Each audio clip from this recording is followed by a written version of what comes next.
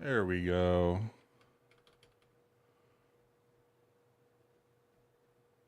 Hello, hello. How's it going, people? I think we're good to go. Stream looks good. Live anyway.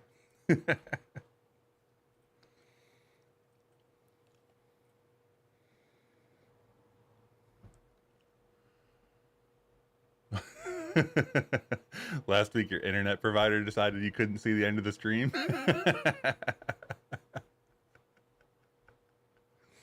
Is it football down there or is it soccer? I don't actually know.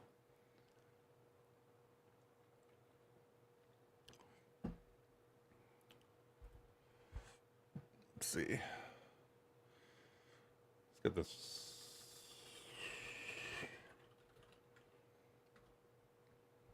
So I upgraded to 0.14 stable yesterday. Everything is pretty much working as expected. There's the old map like this, which I was using to check out to make sure that the XPBD stuff still works, which it looks like it does. Controller support still works.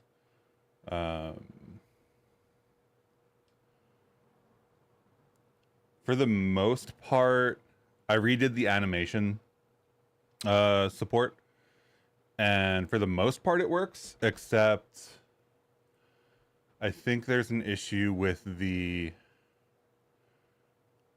current frame, and there's also an issue with the way the transitions are working, which is a little bit choppy, or the transform, sorry. But even on the old map, I think you can see that it still uses the depth stuff because I have it applied. Which is cool because then you can kind of like walk behind this arrow for no reason.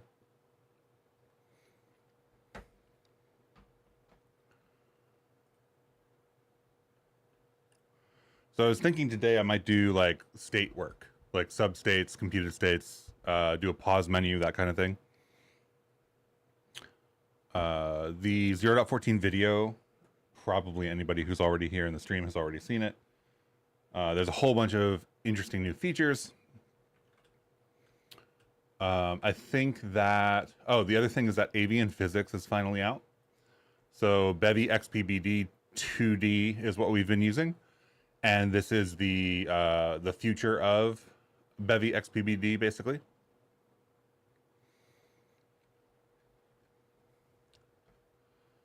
The only thing that I'm concerned about with Avian is I have some logic for kinematic collisions. That is not super trivial. Where's our collision stuff? It's only one system, but still, like, thinking through it is not exactly trivial in my opinion. And I don't know what this code will translate to. Everything else that we have in the game is pretty much like regular colliders, regular shapes, regular whatever. So should upgrade just fine. Let me change my choice of library back, or choice of map back. I have the maps hard coded at the moment, which I need to fix at some point, because we need to have multiple levels. Where is that going to be? Main, maybe lib. So this is one map file, and this is the other map file. Bevy asset loader is what we're using to load in these tiled maps.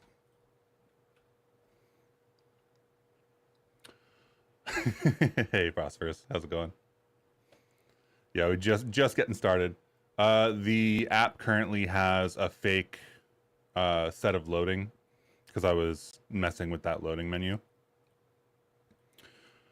So it takes way longer than normal because I'm forcing it to take like 5 to 8 seconds or something like that. So I think that my tile map integration is a little bit off. There's something about how tiled sets up the world. So in this case, it is what? 1. Okay, so it's that one. So it would be 1, like 2 and a little bit off for this collider, which is really strange.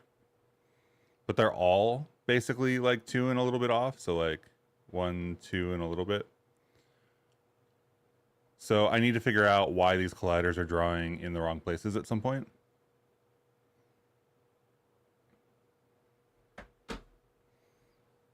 But the depth stuff is still working, which is really nice. So this is the slightly inaccurate but fully functional ability to walk through a sprite. I can't get enough of just like seeing the character run around in a circle like this.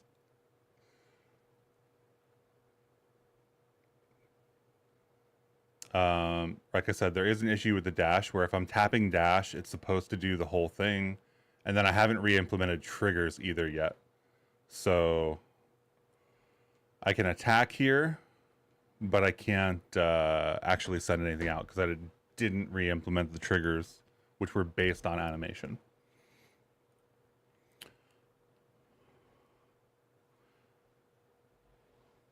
Cool. But otherwise, everything's upgraded to 0.14. If you haven't seen 0.14, 0.14 has an official blog post.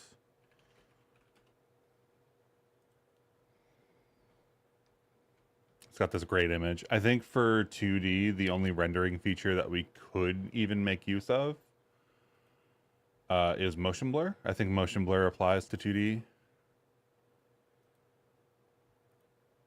Or at least I saw somebody say it does. I don't know if it does yet. But other than that, I guess the tone mapping and stuff we could use, but not really my concern at the moment. Volumetric stuff is probably just not useful for us. Some stuff for shadows and whatnot. We haven't done any shadows work yet. Hooks and observers are huge. I've already started using them. So for animations, let's see if we can go find that. For animations, I have this whole library here that's handling a couple of components and then metadata output from Blender and things like that. So we're loading in this like multi-directional atlas file. It's a JSON file. Has a bunch of data. It does look like the floor is warping while walking, and that is intentional. The floor has a shader that I was working on that is supposed to mimic like a thin layer of water. So it's supposed to be like brick or tile and then like a thin layer of water and the light refracting through it. Like that's what that's supposed to be. It doesn't have any of the highlights on it yet, so it looks a little bit weird. But yeah, that's why that was doing that. A couple utility functions. The arch, yeah. I'm very happy with the arch. I want to replace this with the float ord from Bevy. But this is just a bunch of components and then a system to just run them. So this system right here runs every animation that you just saw, which is pretty sweet, honestly. And then we're using Seldom state for the state machine for the player. So what I've done, let me show the state machine first. So what we have is on every, I don't know, potential transition, we're basically using run conditions and then attaching components based on what state the player should be in. So here's a dashing component that only gets applied when the player hits the dash action. So action dash comes from leaf wing input. Seldom state is just a run condition that tests to see if action dash is pressed. And then if it is, and we are in the idling state, we insert a dashing component. All of this works pretty well, actually. I'm not in love with how verbose it is, but it's not that big of a deal. So what happens then is these structs get applied to the player model, or the player entity, right? And when they do that, we have to trigger like what animation should be playing somehow. So because these are states and because we're transitioning from state to state, I know what animation we should be in for each of them. And in the component hook, which is new in Bevy 0.14. So we do a manual implementation of component now. We have sparse set, which is what we had before. Register component hooks gives you hooks, and you can do things like on add, on remove, or I think on insert is the other component hook, which allows you to run this callback. So anytime idling is added to an entity, we run this callback. This callback takes the animate info component off of that entity and then mutates it and says, hey, if you're in the idling state, so to speak, set the name of the animation that we're playing to idle. And I have this for each of the states. So like the running state has a running, and the animate or the dashing has dash, and then healing and attacking are different ones as well. The only thing I haven't transitioned, like I said before, is this trigger stuff that we built at one point. But yeah, I don't know. I don't know that this is exactly how I should be doing this, but it is definitely like the use case for it. Like component hook to make sure that something is set to the right value. I don't know if in the future we'll have to like care about what this value is. So these might grow to like have alternate potential animations or something, or we might end up taking it out. One thing that I wanted to test that I actually haven't, actually I did test because we just ran the app. The on enter state for seldom state is not running. So this thing right here, this on enter any state, I think is supposed to run whenever you have one of these components attached, but maybe not. Maybe I misunderstood that. Looks like duplicate code. Which piece looks like duplicate code? The insertion, the component hook.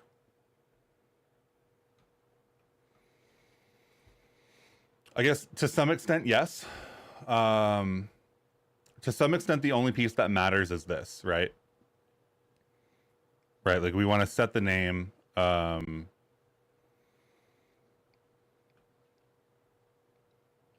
could take this function and pull it out and then like bootstrap it, I guess. Like have the function return a closure or something.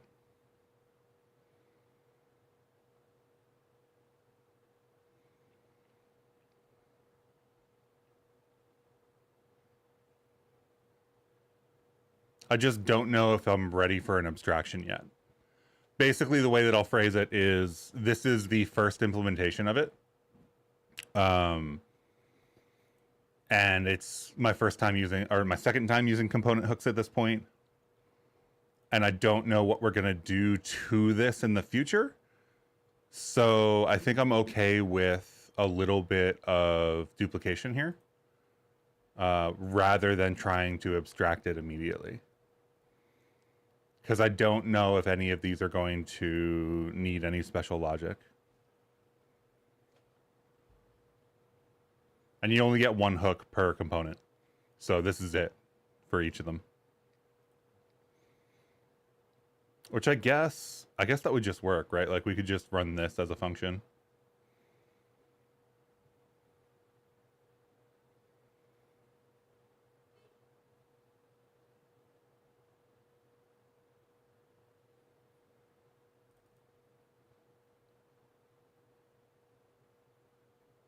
I actually don't know. I don't know. I could move this, right? But it would be the same code.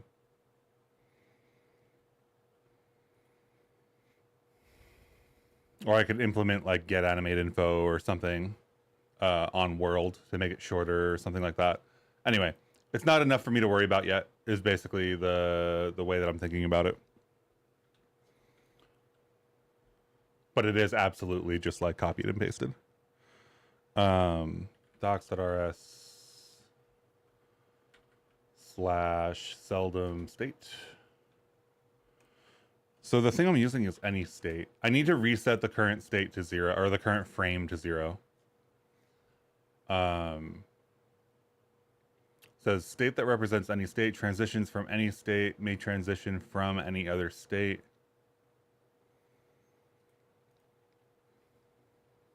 This is supposed to be like a utility thing because it doesn't really do anything.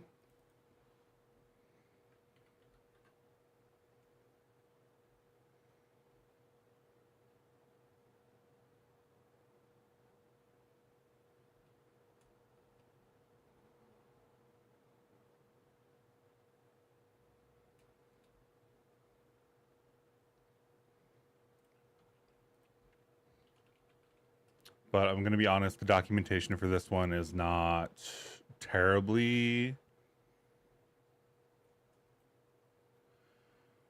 I guess transition any state, whatever.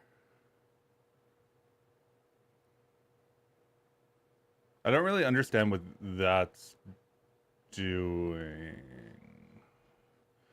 Is that taking every transition? We've got a couple of triggers. We got always done. So we could do this on done too.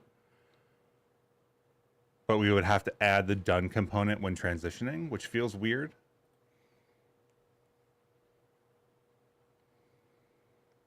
Bunch of stuff for leaf wing, bunch of stuff on events. Built-in run conditions work. But I just kind of like... So automatically perform behavior upon entering it or exiting states. There's on enter. And my on enter just never fires as far as I can tell.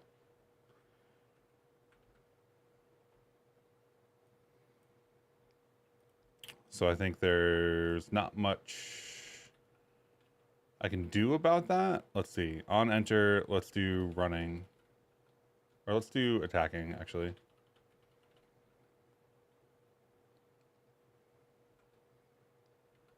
Which takes commands. Yeah, that's entity commands.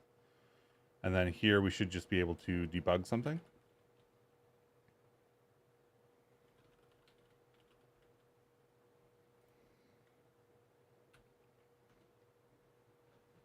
Oh, I should kill the extra loading stuff for the stream too.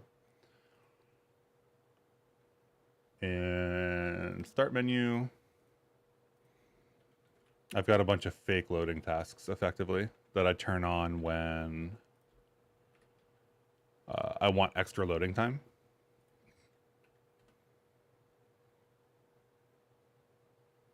Because otherwise it doesn't take long enough.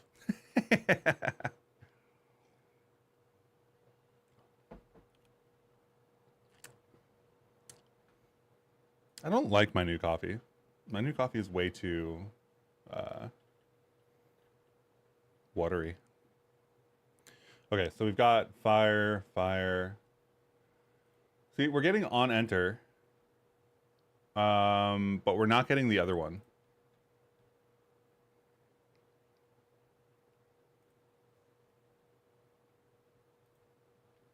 So this on enter is firing. Any state is a thing. It just isn't running at all. So I don't want to do it this way, but like the only way that I see to do this right now is to remember to do this on every single state transition. And then we'll have to go back and be like, to do, is this a bug in seldom state or in our usage of it? And then unfortunately, I think I have like 4 states: idling, running, dashing, not through any snow because it's not winter. And then unfortunately, this is the way this is going to go for the moment. And then we'll come back and clean this up at some point. So that should fix the animation issue that I was seeing, at least.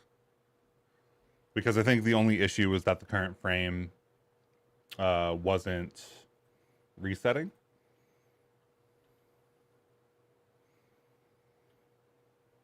Yeah. Looks good to me. Okay, so what I actually want to do today is pause menu stuff. So git commits, fix animations by resetting current frame.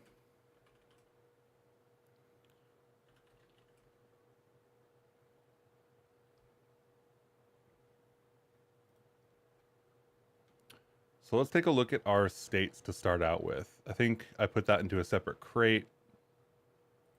So we have right now app startup, main menu, game startup, and in-game. I think that the loading screen is probably going to turn into its own, like handle its own state at some point.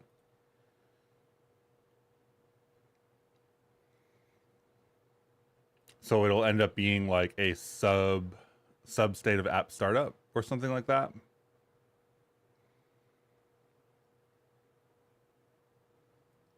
And then once we're in game, we need to have a substate for the pause menu, I believe. I think that's the right way to do this.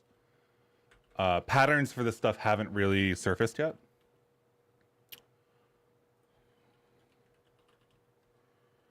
I think this is the example. Patterns for this hasn't really surfaced yet, but there is one in the blog post for computed and for substates.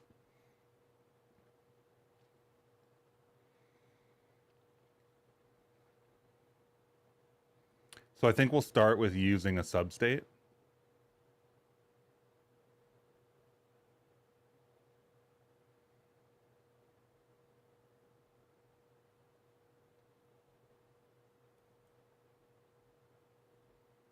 I don't think, let's see what the substate example actually is in the repo.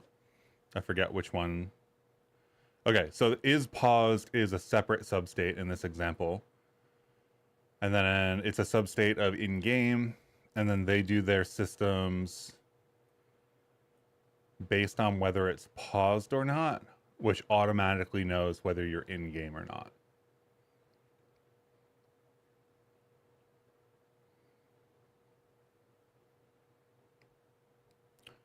And they have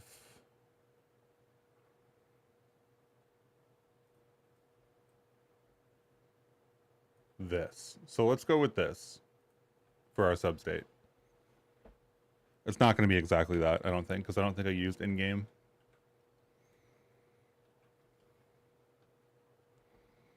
But basically, like, this is our pause. And then I guess I did use in-game.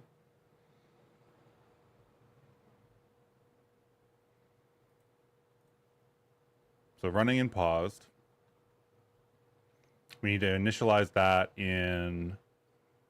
I'm debating whether to make that its own crate or not. But I think I'm just going to make it a submodule for the moment.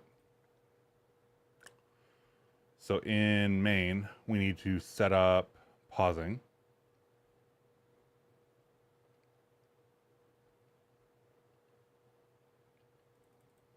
So let's do init. Is it init substate? Or add substate? Add substate. I think it's is paused, right?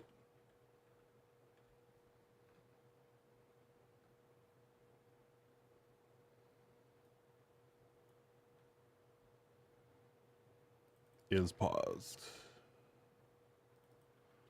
Cool, and then it starts out and running, which is great because we want it to start out and running. This needs to be pub because we're going to access it here. Ugh. Welcome to Gboard Clipboard.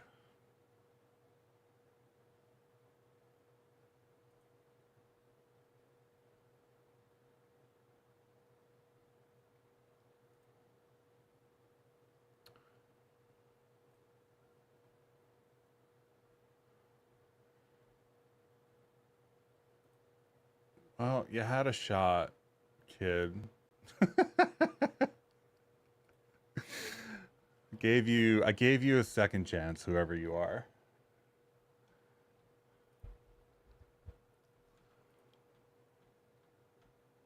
Okay, is paused. Let's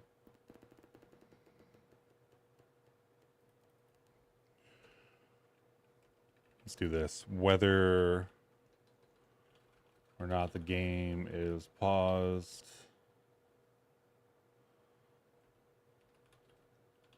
Used for setting up the pause menu, etc. Okay.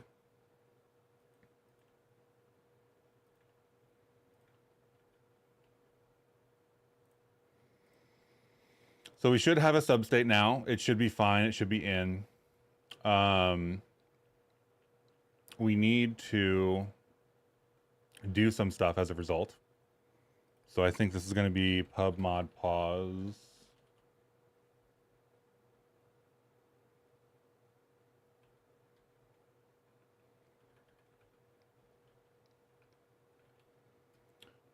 Use Bevy prelude.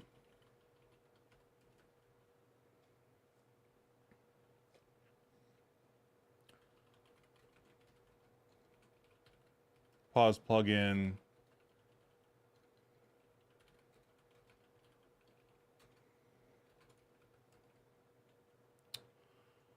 And then I don't think we have much to do here yet. So I'm just going to leave it as app. This does need to be pub if we're going to use it.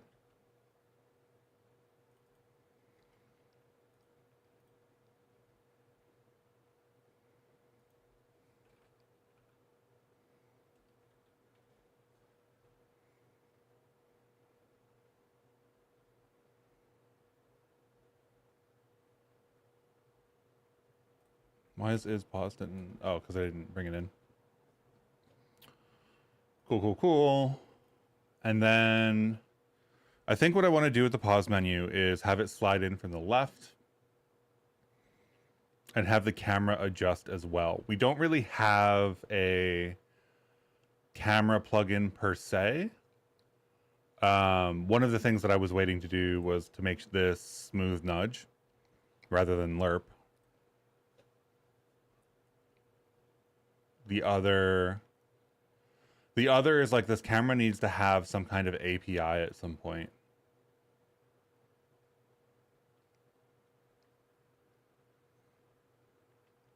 And I don't know exactly how I want to do that yet.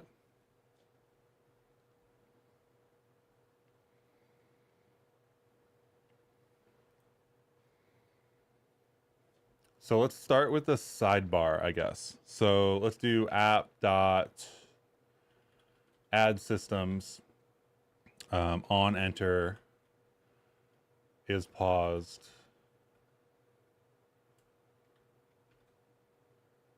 And then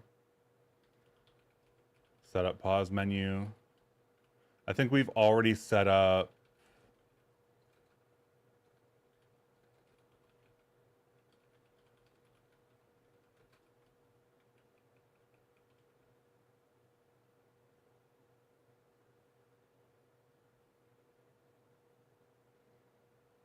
that's really going to turn into pause is paused pause.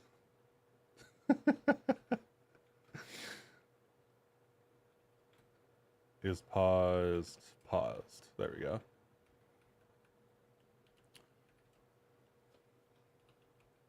Let's do info setup pause menu. Do you have any idea how to use state scope components automatically without the need to add them to every spawn call? You mean you don't want to add the state scoped component to every spawn call? I don't think that is a possibility currently. I think they have to be labeled in some way. The only way that I can think of that working is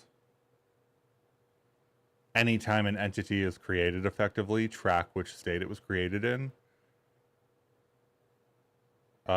Which might be possible, but is not like easily supported, is the way that I'll put it.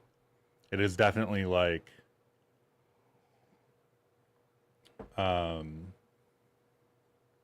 Something you would have to write yourself. I'm not aware of that just working.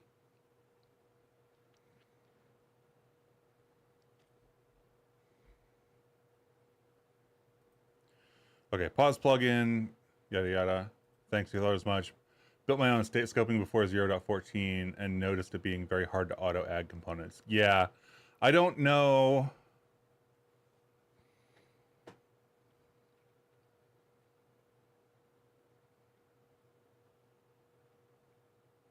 I like the explicitness of the component API is the way that I'll put it.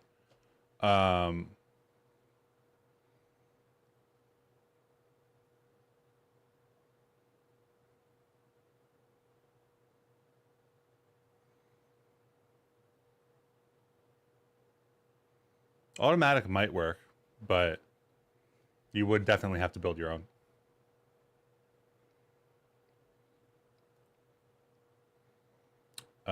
Let's see, what are we doing? Set up pause menu. So we need to have a pause menu render here.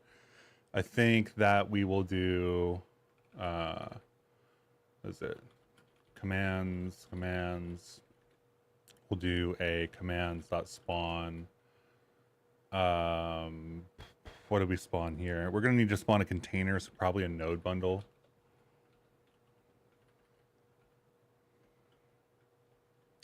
We don't need to do most of this stuff. Let's see, style, we'll keep, let's make the background color some, or actually, is this going to be our,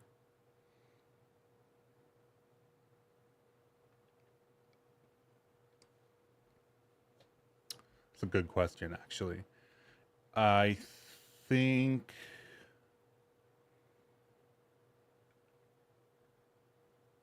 this will be fine on its own. So we'll do default for the most part. And then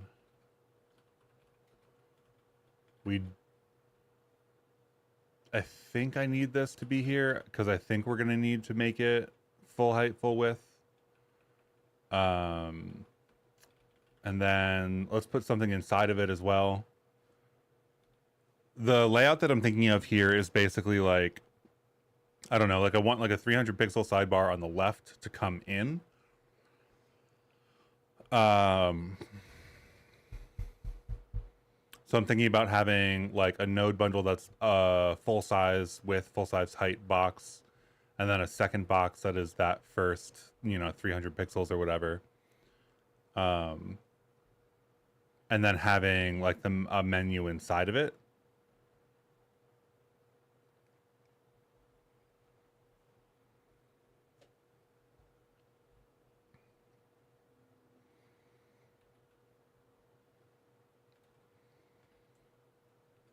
Let's do another node bundle, I guess, and do mostly defaults. And then style for this one will be the sidebar. So that means we'll have a background color on this one. The background color on this one will be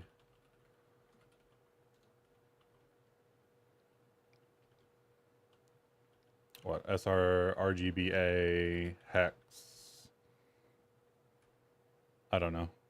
Or do we do like a tailwind color these days? We have access to palettes now.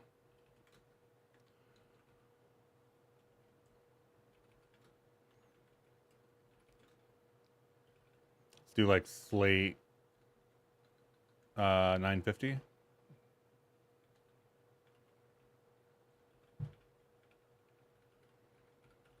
I think that needs to be a color. It's not. It's an sRGBA, if I remember correctly.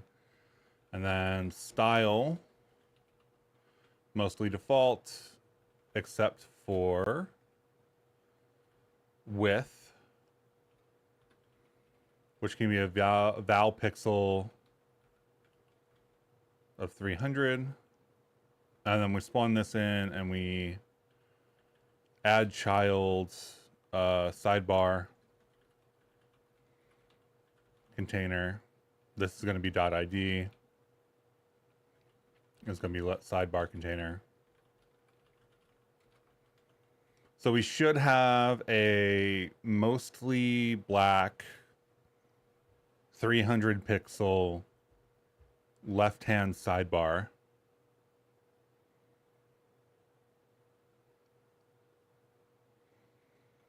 These also need to be state scoped, but we can put it just on the root.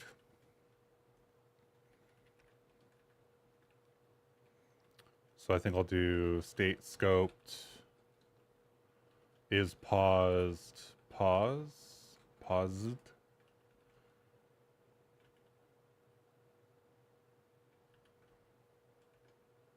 And I think because we added state scoped already, maybe we did that in the start menu. I think we get it for everything. Oh, no, we actually have to enable it for paused. Okay, let's do that. I don't think enable state scoped entities for app state will make it work for paused. But that's kind of just a guess, honestly. So let's go back to pause and let's do enable state scoped entities for is paused. So then this will clean up when we go in and out of it. And then we need an action, which I put somewhere. I don't think I refactored the actions yet.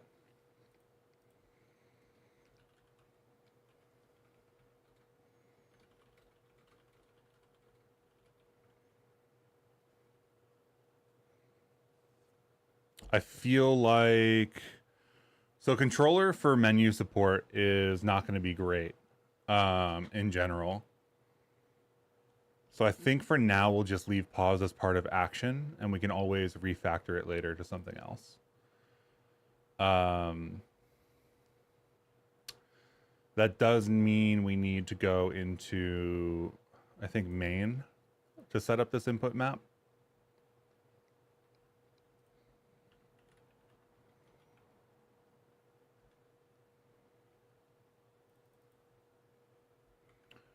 So we can do action pause.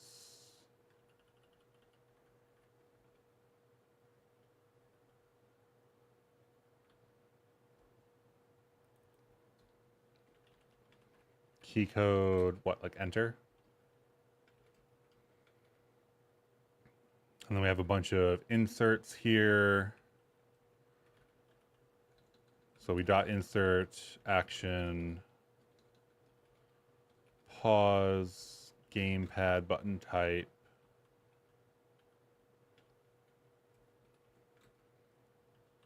Is there start, select, start, start. So that should work. When we hit start, the action will happen. We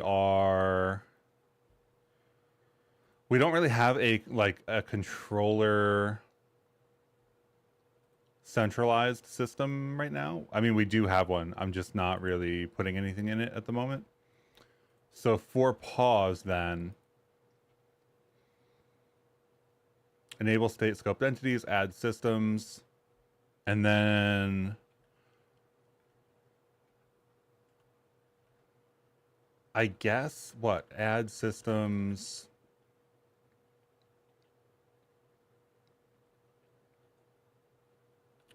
For the update, and we'll do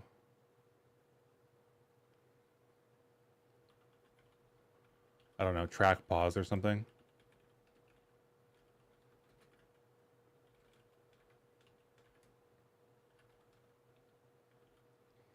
And track pause is going to have to change this state for us, which I believe we can do with substates manually. So pause state is what? Res. Next state is paused. Is that the right way to write that? I'll have to look at the demo.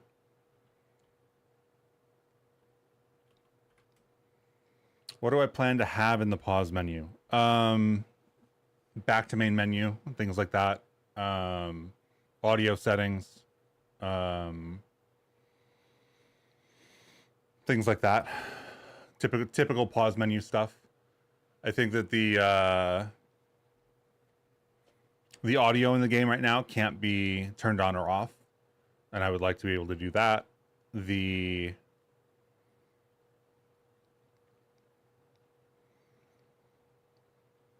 If we add something like motion blur or something like that, you'll have an option to turn it off in that menu. What else is going to be in there? Yeah, like a quit to main menu button.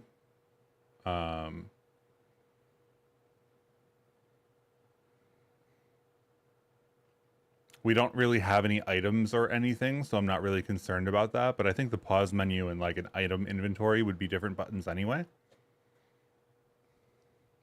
Maybe not.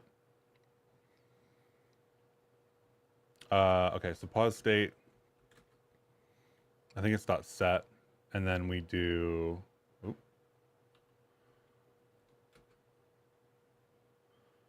And then this would be is paused.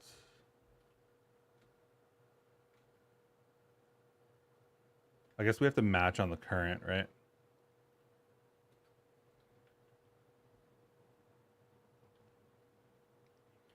So pause state is actually going to be res current state is paused. And then set pause state, or I guess next state. Let's just call these current state and next state, why not?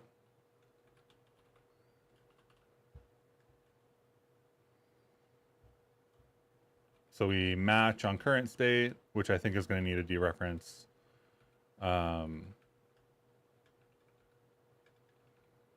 Is current state not the thing?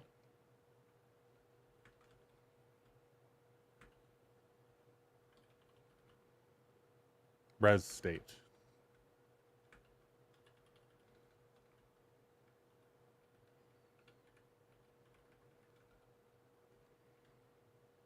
So match arms, running. This is basically going to be a toggle.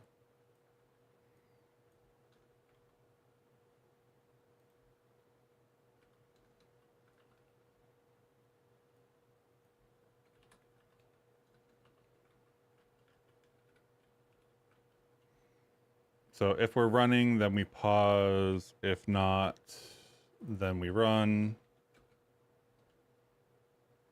Why is this an issue?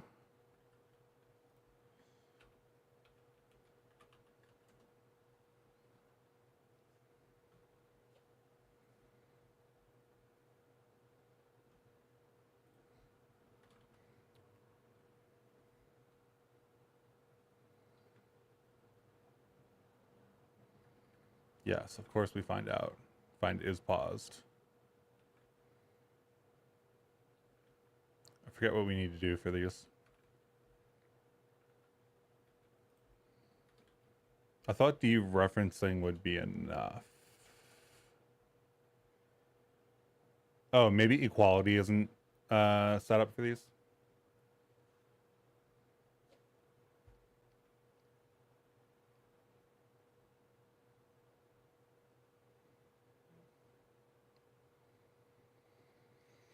Expected state is paused, yada yada. It's not going to be a double deref, is it? That's weird. These need to be mutable. I thought these needed to be mutable, maybe not. Yeah, it is. Okay, so we've got track pause running an update. I guess what run if in state app state in game. I think that's the right thing to do. We need to bring this into scope. So the pause menu will only listen if we are in the game, either in the pause menu or not. The pause menu will get set up when we enter the pause state and cleared out when we exit the pause state. We have state scoped entities, so that's what's doing the cleanup for us. Assuming that I didn't miss anything, I think this should work.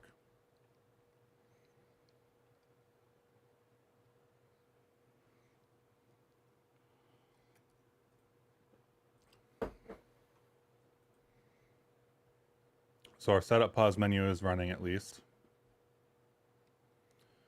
That's not actually what we want, is it? That means this is running all the time. On enter. Frac pause. Oh, I didn't do the user control. That's what I didn't do. So we're just pausing and unpausing 120 times a second. Where is the action stuff?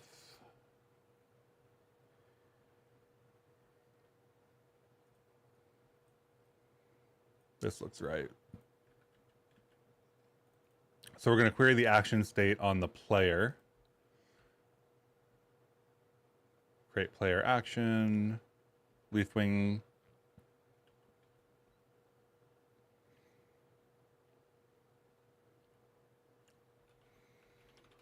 Let's see, for action state in query player. Wrap this in braces. If action state dot just pressed action pause.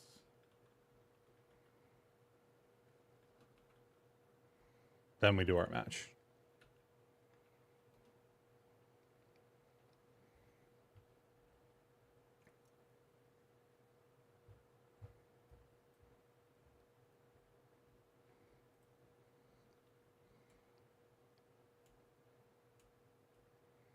So the key works. There's something wrong about it showing up. Would it simplify things to make the main menu the pause menu? No. No, I don't think it would.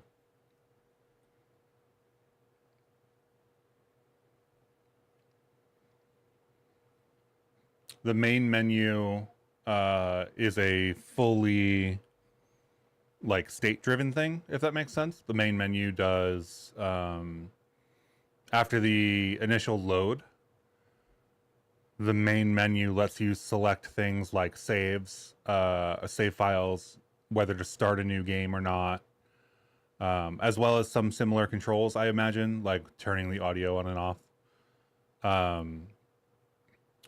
But the pause menu in the game is typically a different thing, right? You shouldn't be able to start a new game directly from the pause menu. That should take more actions, right?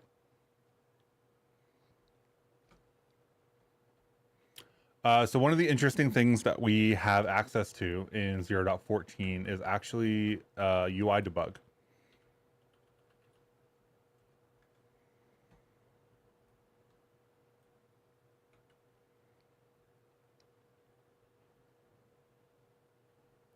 So this will do... We have to add the DevTools debug UI plugin. Do we have to enable a feature? I don't think so.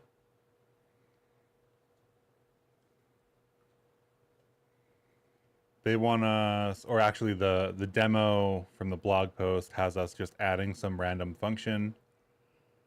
I guess that's okay.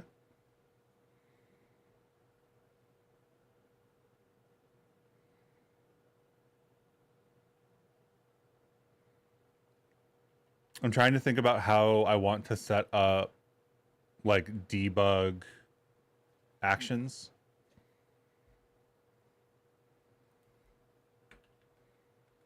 If I want to include them in the player action creator thing here. But let's do this for now. Yada, yada, yada. Anything that's been debugging lately or debug-ish lately, I've just been throwing in main.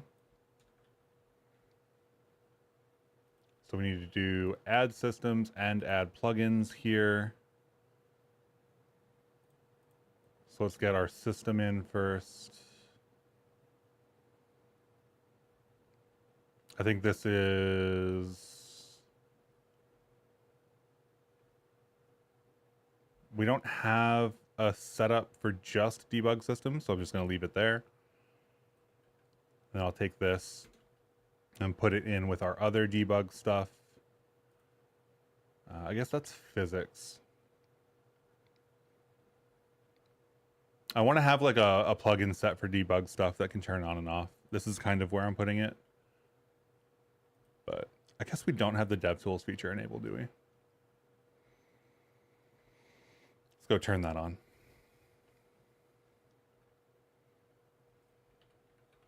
Bevy features, DevTools. I think that's one word.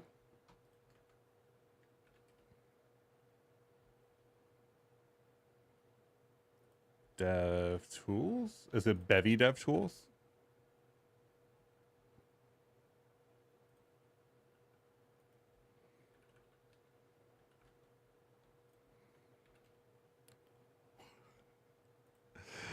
I could have sworn it was one of these. I guess it's not. Oh, there it is. Okay. What if the user pauses in the middle of running attacking? Do you need to save or restore the previous state? In general, no. So what will happen if the user pauses in the middle of running is that all of the systems for running and stuff like that should just stop.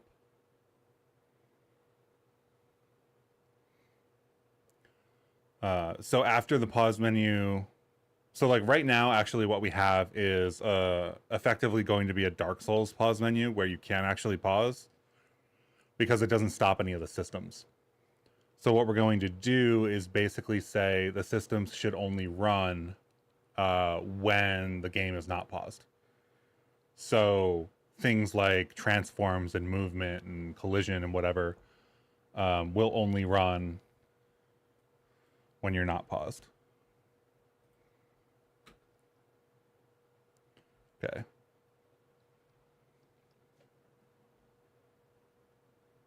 The camera entity wasn't found for debug overlay?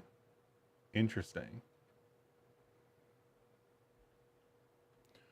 Behavior, he wants on the pause menu, show a window over the pause game, show a window, show a sidebar, basically, is what we're doing right now.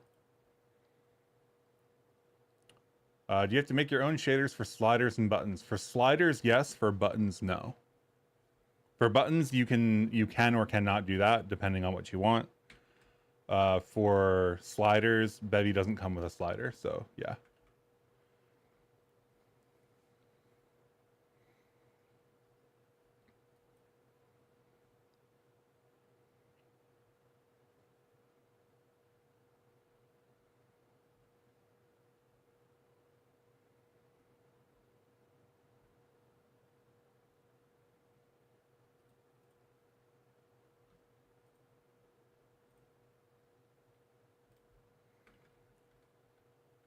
I actually don't know, and this is worth calling out.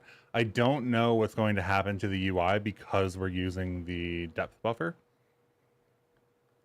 I actually haven't tried rendering anything over something that was using the depth buffer.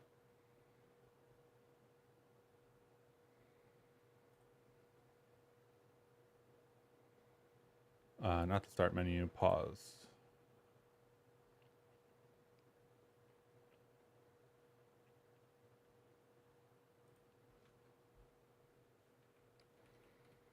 So like there is a transform here.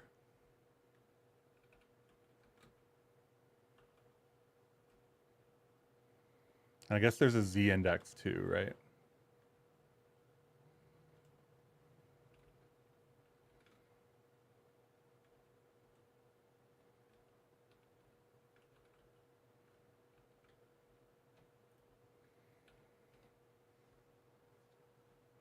Is this integers only? Interesting.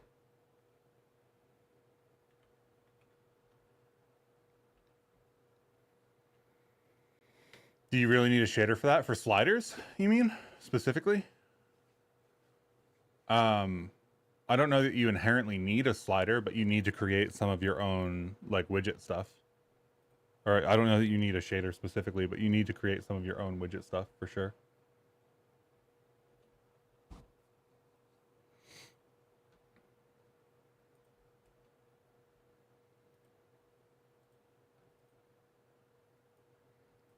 Like Bevy doesn't have a built-in slider, so you could do something like render a, I don't know, like a circle and a line and move it, you know, with the transform.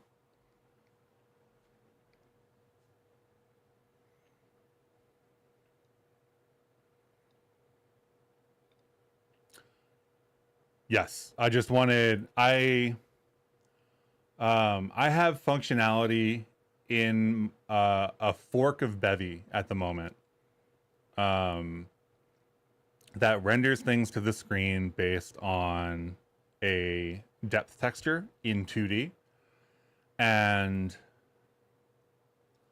I don't currently know what impact that has on rendering UI. It's entirely possible that I've messed up my ability to render UI by doing that other work and that I need to fix a bug. So I just wanted to like test that guess, if that makes sense.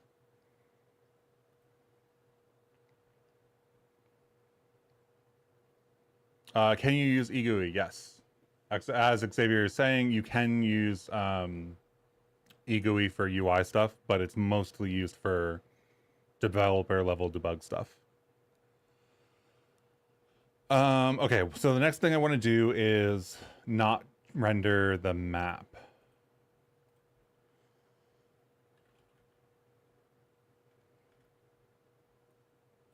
Because if we don't render the map, then there's basically no chance to render anything that is going to overlap with the UI stuff. And then we'll be able to see if that is, in fact, the thing that is causing this. Or if it's just the...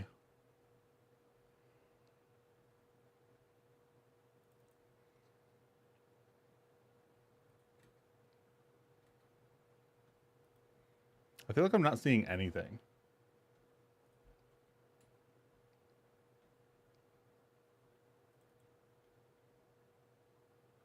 Okay, node bundle, node bundle. Let's just do a random button.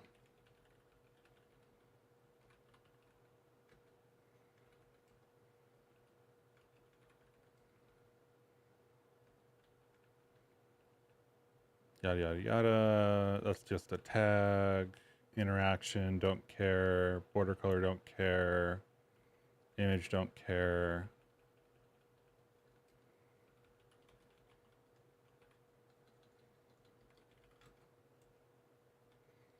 Background color, let's do another palette, I guess. Palettes, tailwinds.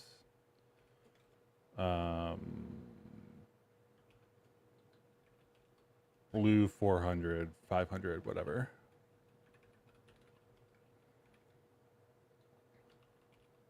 And then we'll leave this as default for the moment. But yeah, the point I wanted to get across earlier was basically that like UI not showing up could definitely be a I did this work in 0.13. I did all the 0.14 upgrades. I didn't have UI inside of the game. And thus, I've horribly messed something up. Yeah, Inspector didn't upgrade to 0.14 yet, unfortunately, I think. But I was trying to use the native debug. Let's see if it works on the main menu. It doesn't. So the debug overlay isn't working for some reason. Camera entity wasn't found for debug overlay. How is that possible?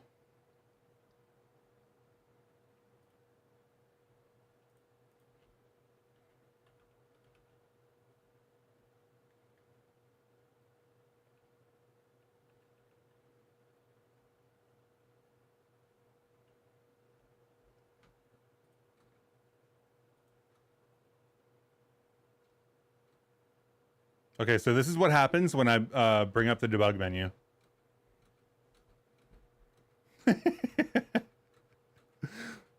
The entire I don't know how to describe this.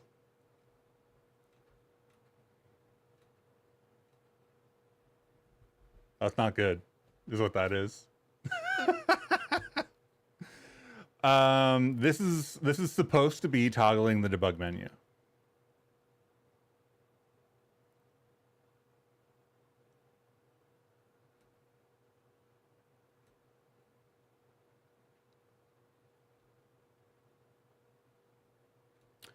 I do not have multiple cameras in the scene. Especially for the start menu. The start menu only is only one camera.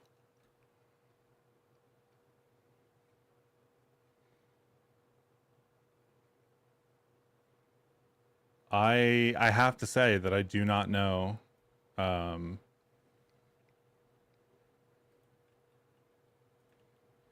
what's going on there.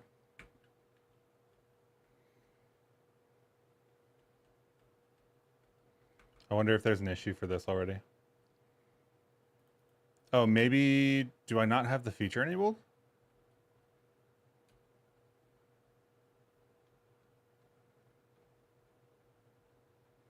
Is the feature not even listed? It was available on Create Feature Bevy UI debug only.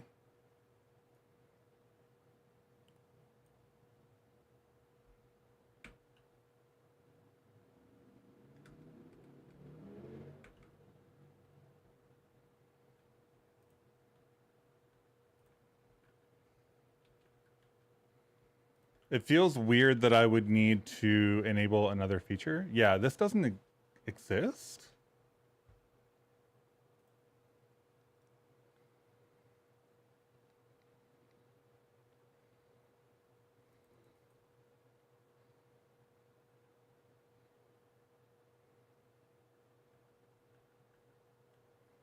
This might be a me thing.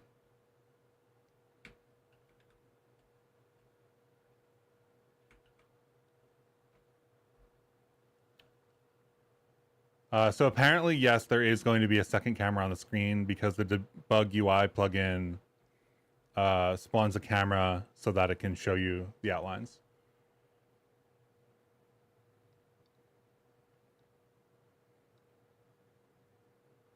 Hey Chris, paused my Bevy game about 6 months ago. Has the UI situation improved at all? There's a couple of new options. Bevy Linux is one of them. Halka, Haalka. Halka? I don't actually remember how to pronounce it. I looked it up for the video.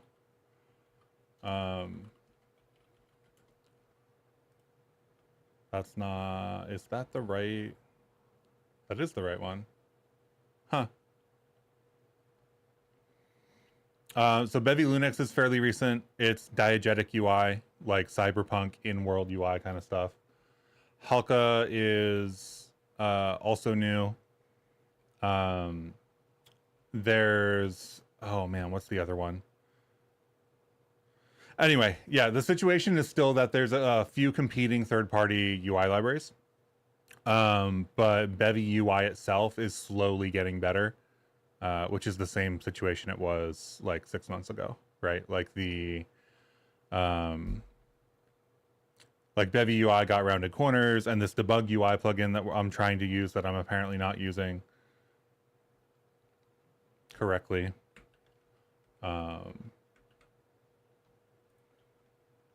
It's weird that the feature is listed on crates.io. Am I looking? Oh, I'm in the Bevy DevTools. Maybe that's why.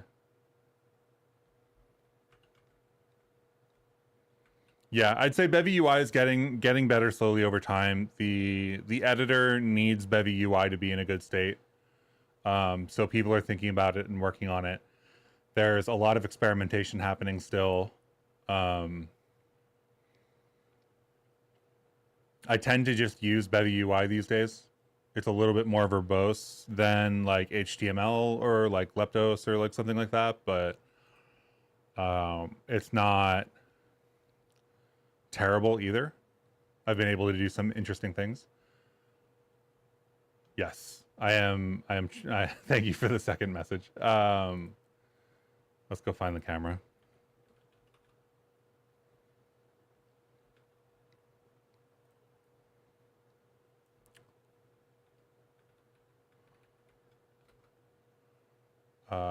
Is default UI camera? I feel like I shouldn't need that if there's only one camera.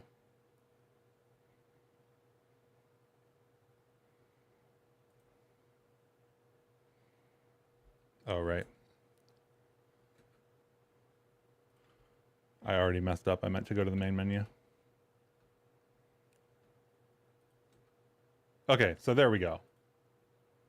Thank you. Appreciate that. So here's the layout for the main menu currently. I'm not going to pretend this is any good.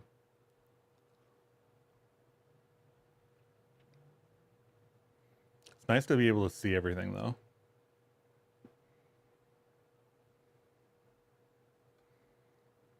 So if we hit play, then we are stuck with that. Interesting. It clears when you resize. The pause menu should be up right now and is not. Let me get rid of that Z index that I added. That was random.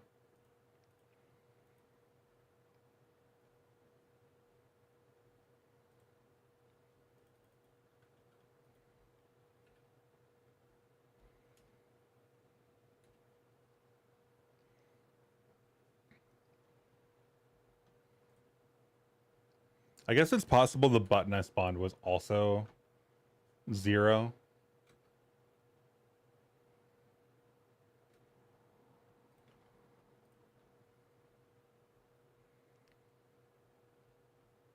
See, setup pause menu spawns this stuff in. The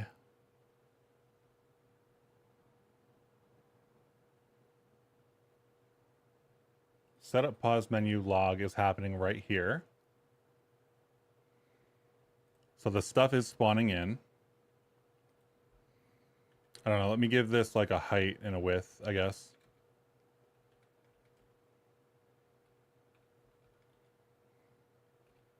I'm so used to working with the web, which works in a very specific way.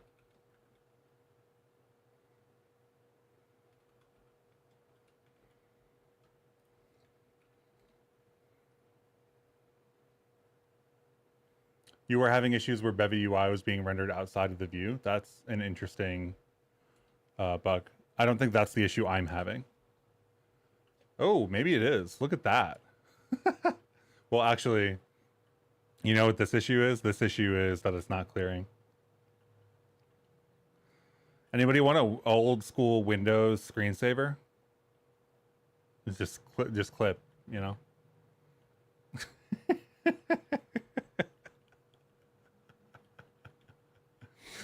I used Ubai for window management, random guy. Ubai is awesome. I really like it. It's not for everybody, but this is the window manager. Why am I not using an editor like the Blender thing? You could just flatten the positions from 3D to 2D. You could just flatten the positions from 3D to 2D. What do you mean by that?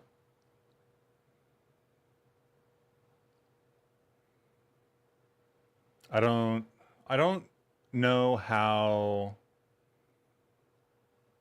You mean for the entire game?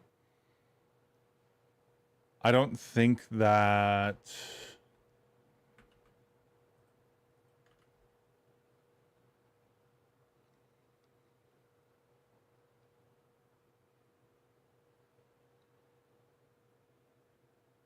Three D minus 1D equals 2D.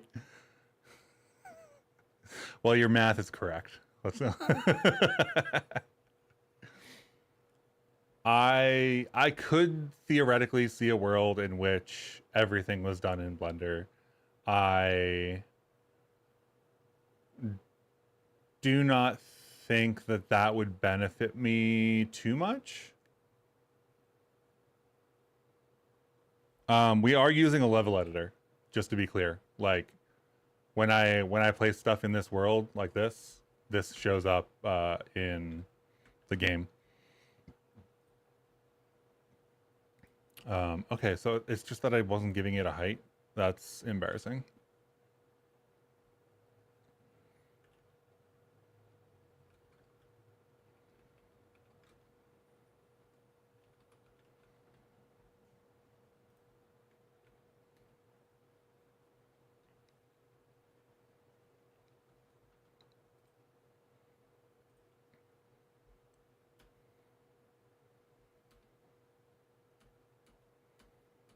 Interesting that I guess the button doesn't have scoped on it, but that's fine.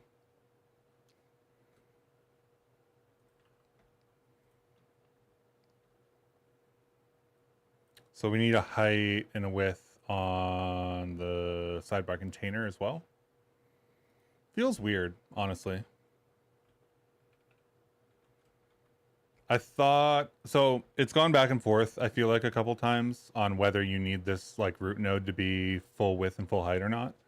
I don't think that that's strictly speaking true. But I've gone through so many UI iterations at this point that I don't remember.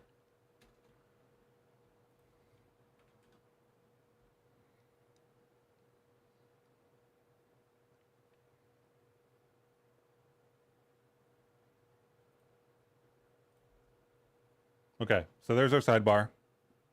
Comes in, goes away. Let's get our map back in here. It was literally that I just wasn't setting the height and the width, by the way. Which is terrible. It's always the easy stuff. It's always like the, oh yeah, obviously I should have done that kind of stuff.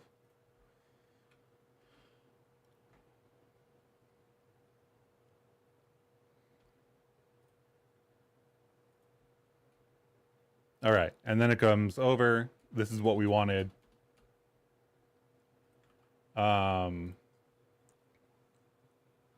I want that to tween in, but I'm not too concerned about actually tweening it in at the moment.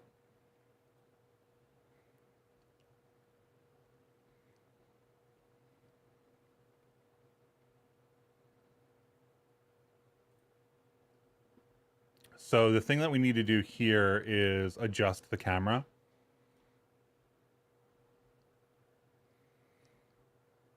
So we go for what? Query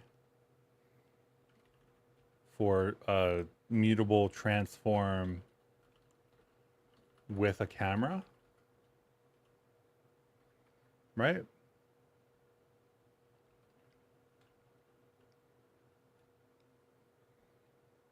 And then for camera in, I guess this is mutable too, right?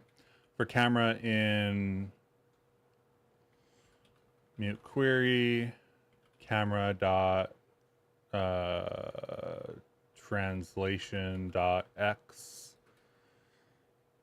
minus equals, we'll call it 300 pixels because the sidebar is 300.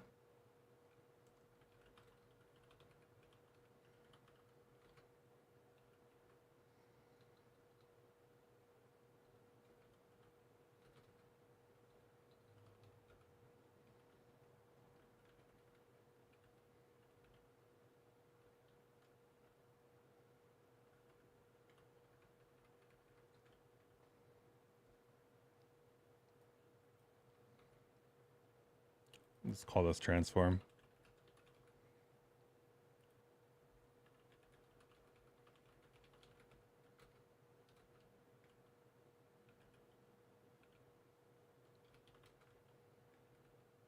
Cool, so we need this to happen, and then when we transition out, we also need to put it back.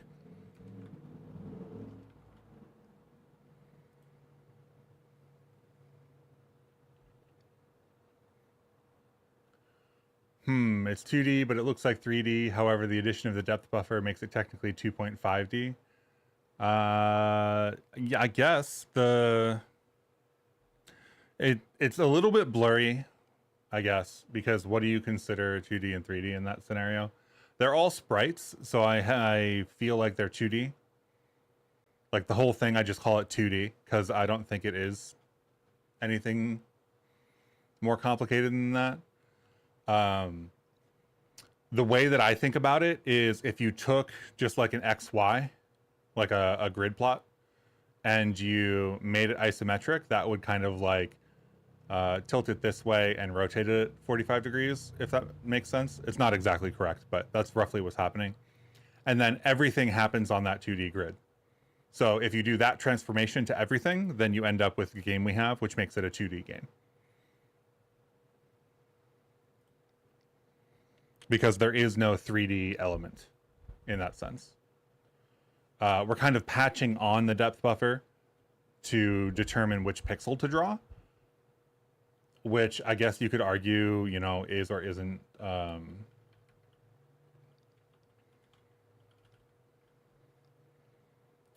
2D as a result, but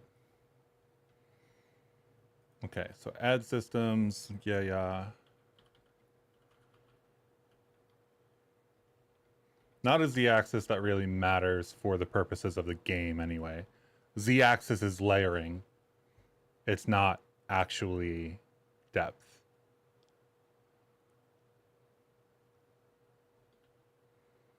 Oh, on exit is what I want. On exit is paused, tear down. Okay, so theoretically, this would work, except for the fact that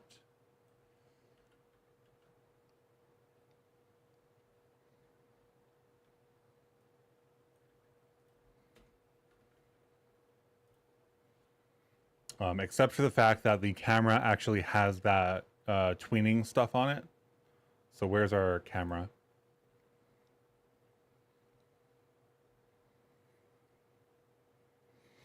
So I think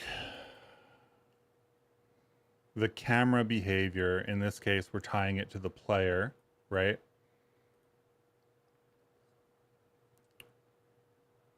Let's do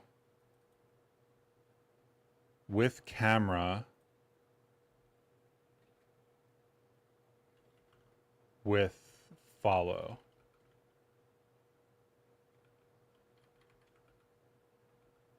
And follow is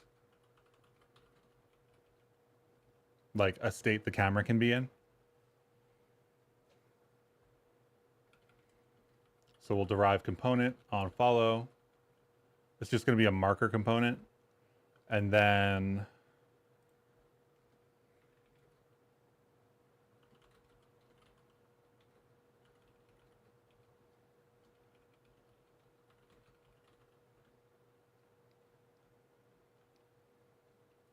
back in pause, we have this camera. And we probably want the entity for this. Right?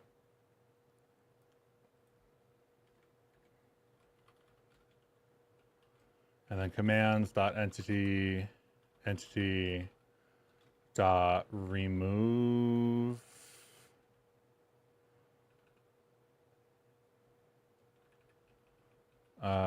follow, I think is the right syntax.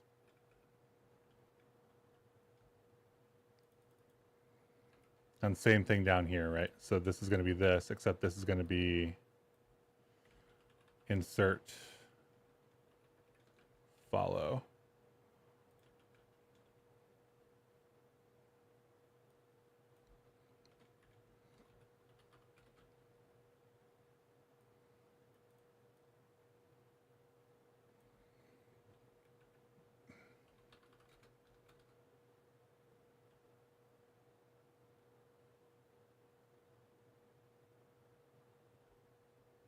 And then this needs to go inside of this loop because that's the way we've written it. And I hit some macro key on my keyboard. So there we go. And this is in the loop up here too, right? Yeah. Okay. So theoretically, that camera needs follow on it by default, which I think I added earlier. I didn't actually remember to check.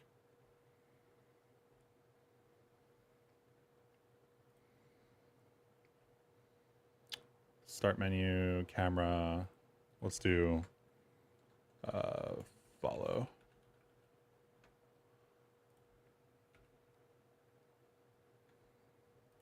This is a little bit awkward because I split that out.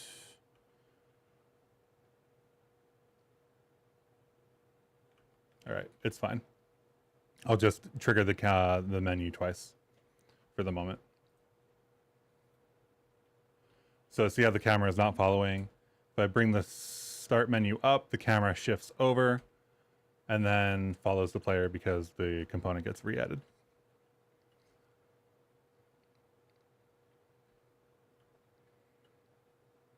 So I kind of like that.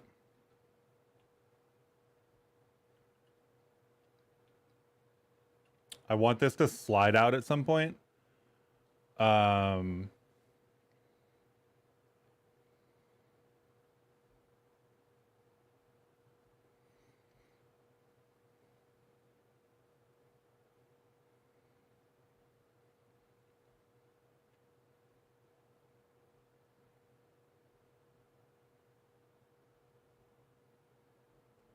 feel like that's not exactly what I want, though.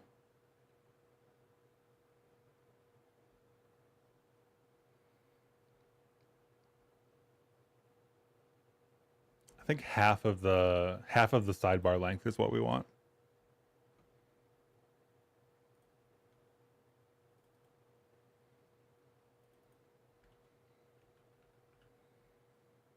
So translation does sidebar width over 2.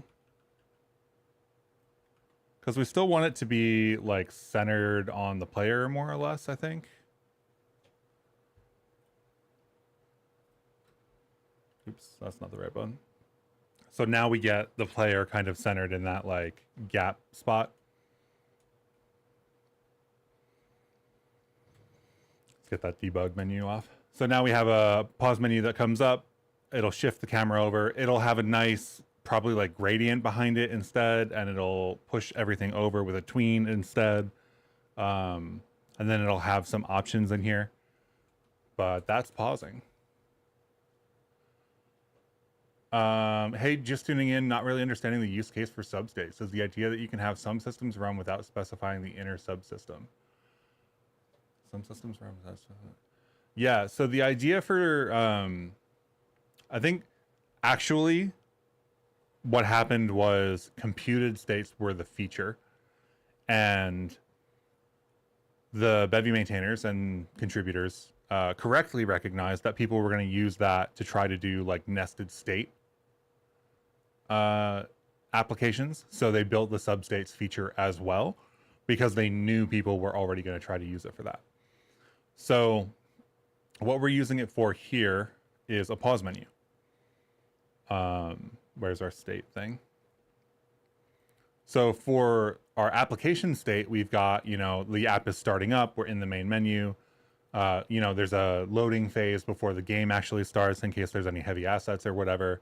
And then we are in the game and playing the game. Once we're in the game and playing the game, we kind of like, we don't really want to go back to the main menu, and we don't really want to have like the game loading like state happen, you know? So pausing is a state that can only exist when we're in the game. What would it mean to be in paused though? Right? Like if paused was here, right? If this was paused, what would it mean to be in paused? Could you transition from main menu to paused? In this setup, you can do that, right? It's either going to be app startup, main menu, in-game, or paused.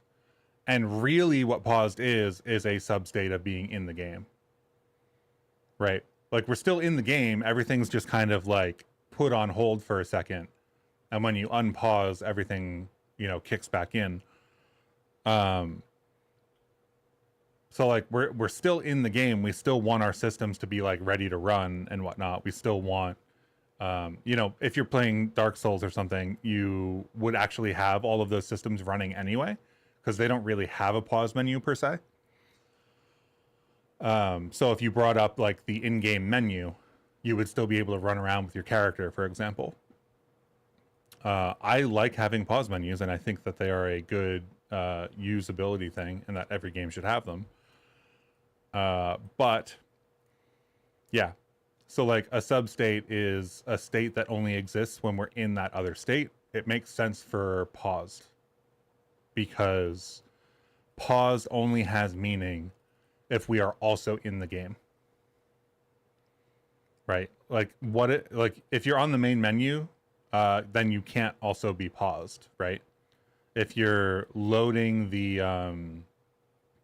application as a whole, you can't also be paused.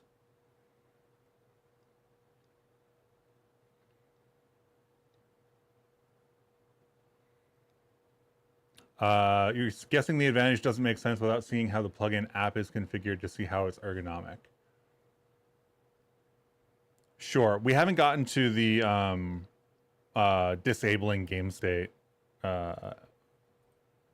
functions yet, but I can show you. So we have pause up here already, right? So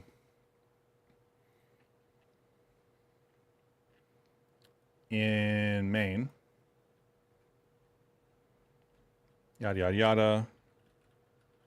What we're doing is we're initializing the app state, and we're initializing is paused.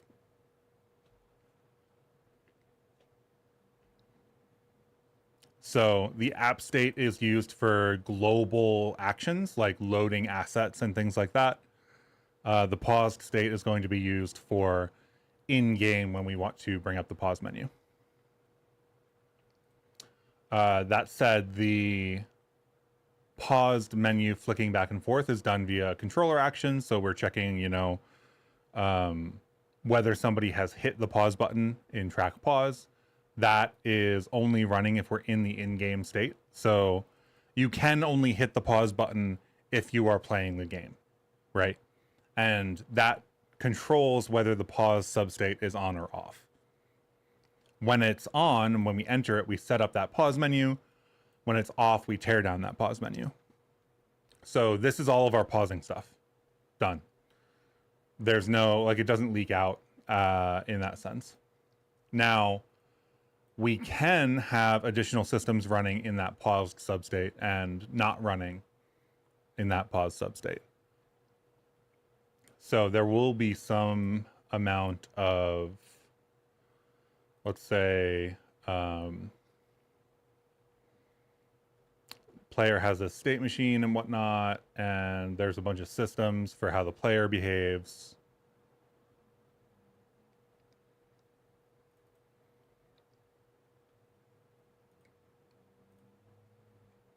So in main, I think, is where I have that stuff. So all of this stuff can run if we're in game.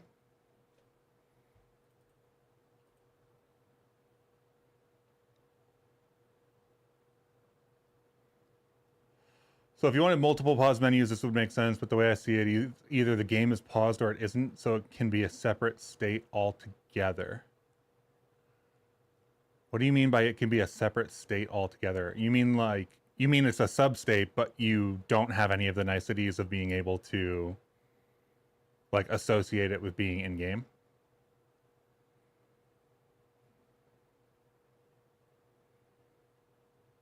Is check inventory going to be a substate of pause? I don't know what check inventory is going to be. We don't even have an inventory yet, so I'm not even worried about it.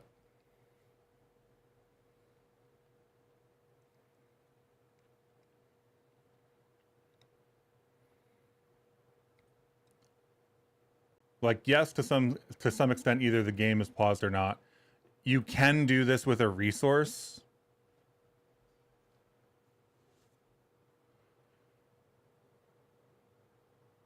Your game has many states with conditional, essentially substates, but before Bevy 14. Okay.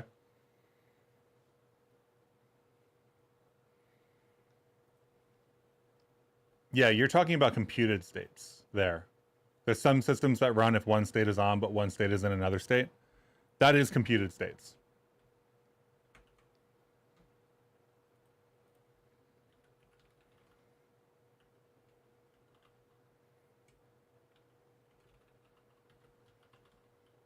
I haven't tried Avian yet. I'm set up to do it. We can upgrade whenever. We basically just finished the pause menu stuff, so we could do an Avian upgrade.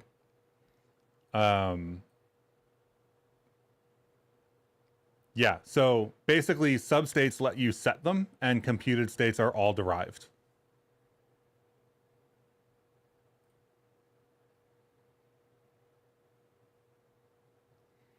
But you're basically saying like paused is either on or off, therefore I don't need a state for it, but you have to put that state somewhere.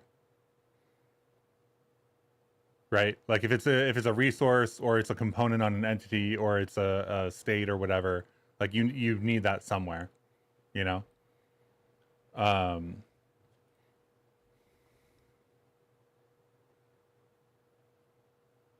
You're saying it can be its own state, yes, and it technically is.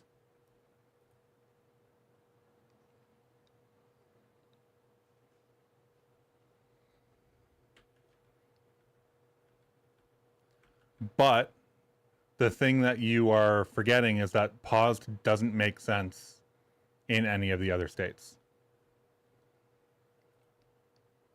Like you're saying that it can be its own thing without substates. Fine. It totally can be. But it doesn't mean anything to be paused in these three states. Like it doesn't do anything, you know? It shouldn't exist. Right? Like you shouldn't be paused in the app startup state or paused in the main menu state or paused in the game startup state. Like those are not, that doesn't have any meaning. So if you split them out and they're not substates, then you have to deal with the fact that these, I mean, everything in programming is for readability and sanity. What do you mean by that?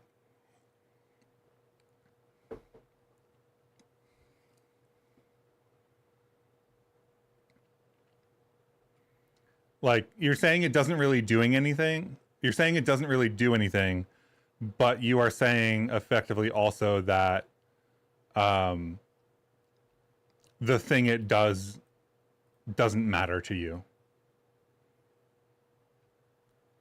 Yeah. There's a Discord. I'll get a link. I always forget to link it because I only started doing that recently. Let me grab the invite.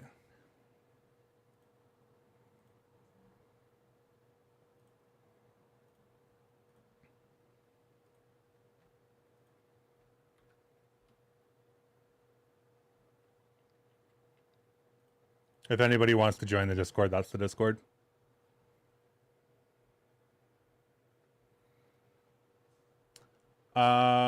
You've seen your shader videos. What LSP are you using when writing WGSL? These days, I'm not using one.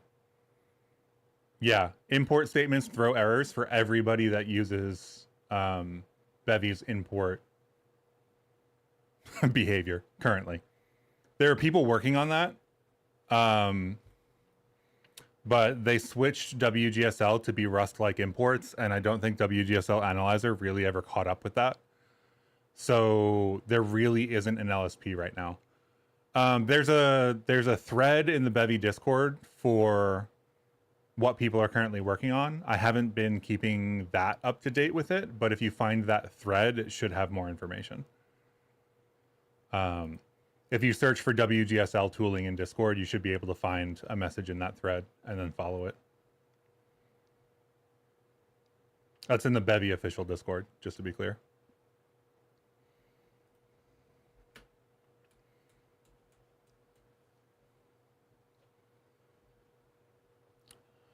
So yeah, substates are, states within states.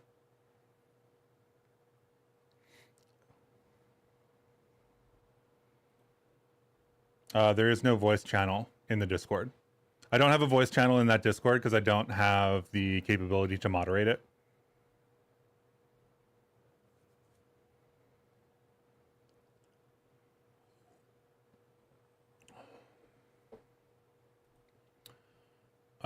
Cool. So pause menu is up and working. We should probably think about like disabling movement and things like that. I'm not really too concerned about doing that yet, actually. I just wanted the pause menu to work. And then we can have tweening and stuff added to it. I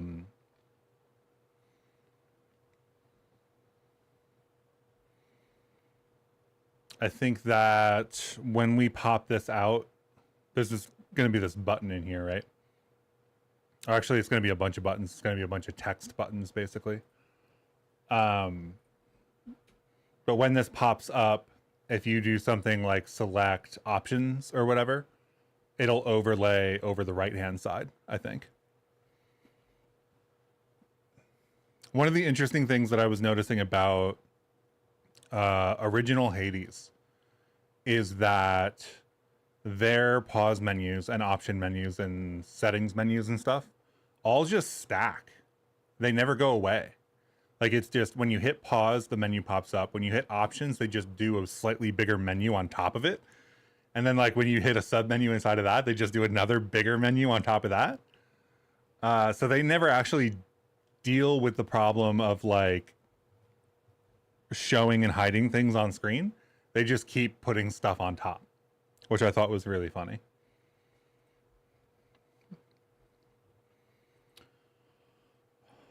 Okay, so this is technically a button. It is not a button that's clickable because we didn't add anything to it. There was talk about doing observer-based click handling. I didn't track it well enough to know if that's a thing today or not. I know that you can... Is interaction an event, I guess? That's my question.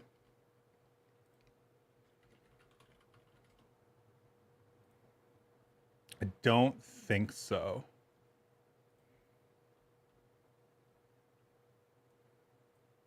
Yeah, interaction is not an event. So I don't actually know if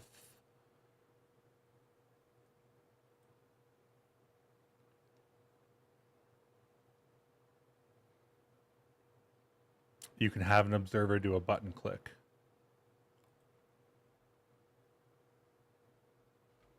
Let's look at observers for a second.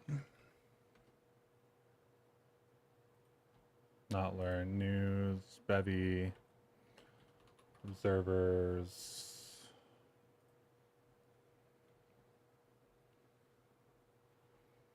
So you can do things like on add with hooks. You can do the same things with observers. I don't know if you can do changed inside of a trigger.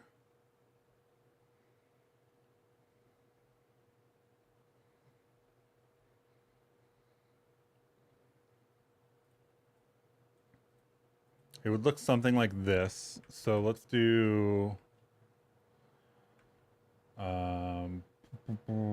spawn this button, right? And then dot observe.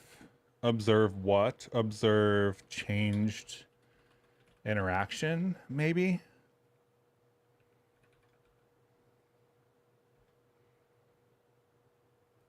What's wrong with that? This is something I haven't done before. I haven't done observers with, yeah, invalid event. So changed is not an event. Interaction, I don't think is an event.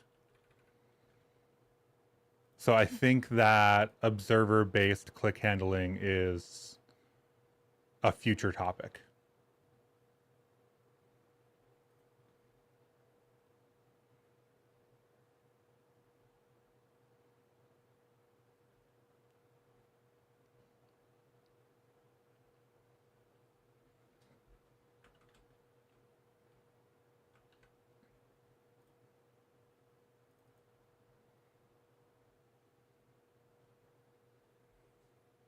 Oof sound? My sound? Did my sound drop out or something? Oh, oof sound. You mean like oof sound as in like it doesn't work. Okay, got it. My bad.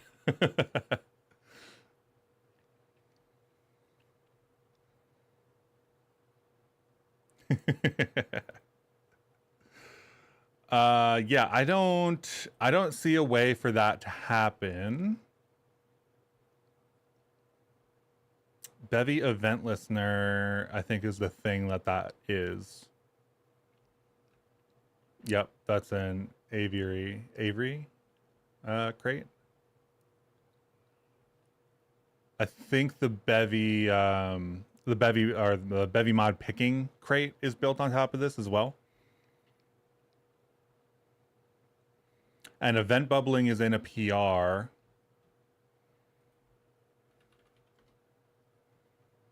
Actually, things have already been merged to the 0.15 cycle, which is absolutely wild. Cosmic Text made it in the day of the release. Yeah, bubbling observers. Traversal traits makes sense. So the way that events bubble in like the browser is if something clicks, it bubbles up the tree and then captures down the tree, at which you can stop it at any point. Nobody uses the back end. Everybody uses bubbling or like works around it.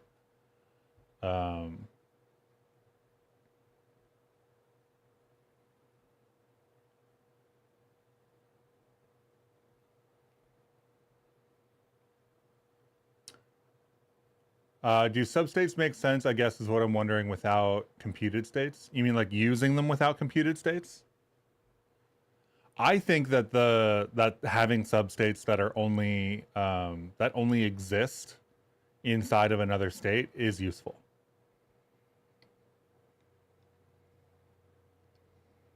It seems like you might not have that same opinion.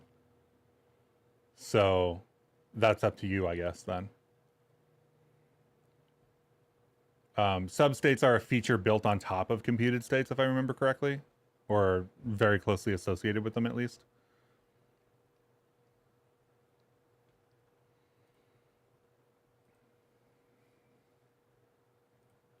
But yeah, substates are basically just states. And they only exist if the parent state is in the right state.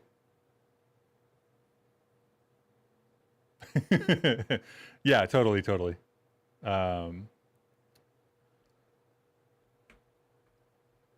Let's see what the docs say about it.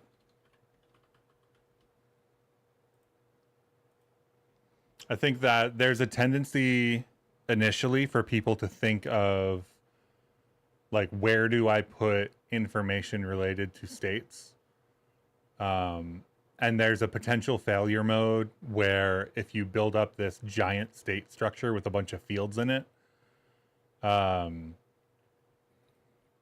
like that can be an anti-pattern, and substates kind of helps alleviate that desire. Do substates make scope management easier? Yeah. Do I ever do code reviews? Yeah. If you have something, just post it in the Discord.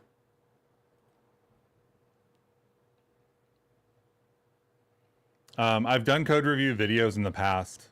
I haven't done any recently, but people have liked them when I've done them. That's computed states.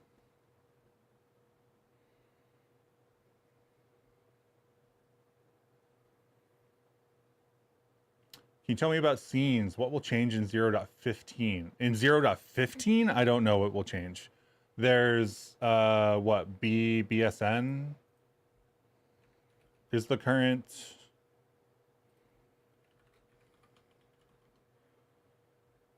This is not going to give me, this is going to be a bunch of liquor results. That's not what I'm looking for.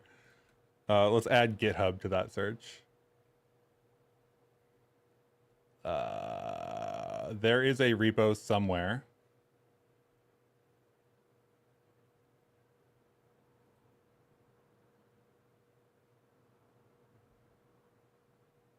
You know what I forgot to do?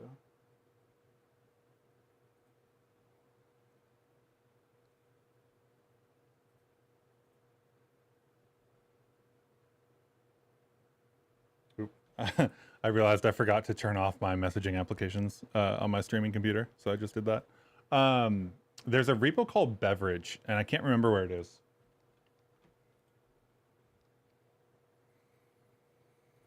Let's see, in Bevy, if I search for Beverage,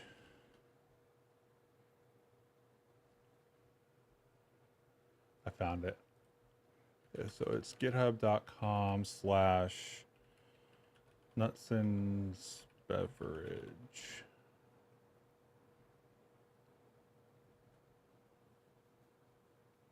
This doesn't have any documentation.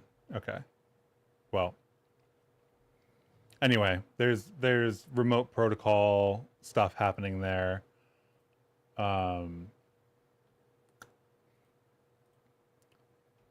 I don't know where to find the information to track this, but there's people working on scene stuff. There's like a new notation that people want to use, and there's a new serialization and stuff.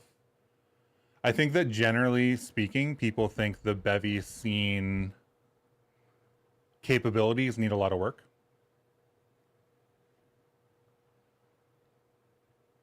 But I don't know, like there's going to be 3 months worth of development for scenes. So I can't tell you really what's going to make it into 0.15. I will say there is a milestone. So if you go to like pull requests or something and you hit milestones, there's a 0.15 milestone.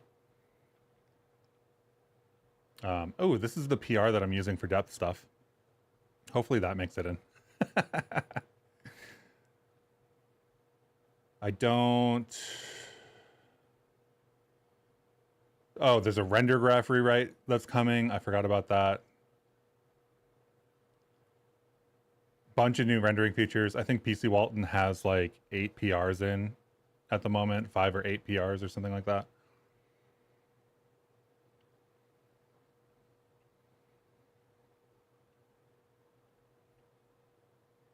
More Bevy Reflect stuff. I don't see anything that calls out scenes specifically currently in the milestone. Oh, there we go. Scene right to world width. That doesn't seem very impactful. Function registry. Function reflection will be cool.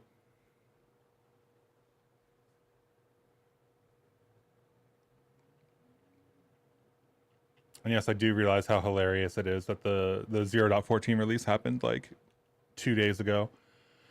And we're already looking at 0.15 features.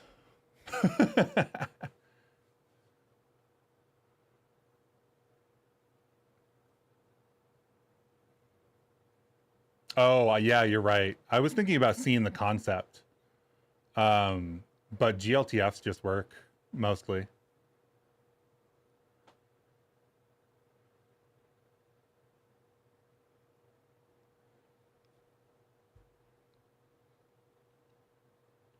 Would scenes just be a parent group of states? No, I don't think so. Scenes are like, for lack of a better description, scenes are like a JSON serialization of every entity and their components that are spawned at a given moment.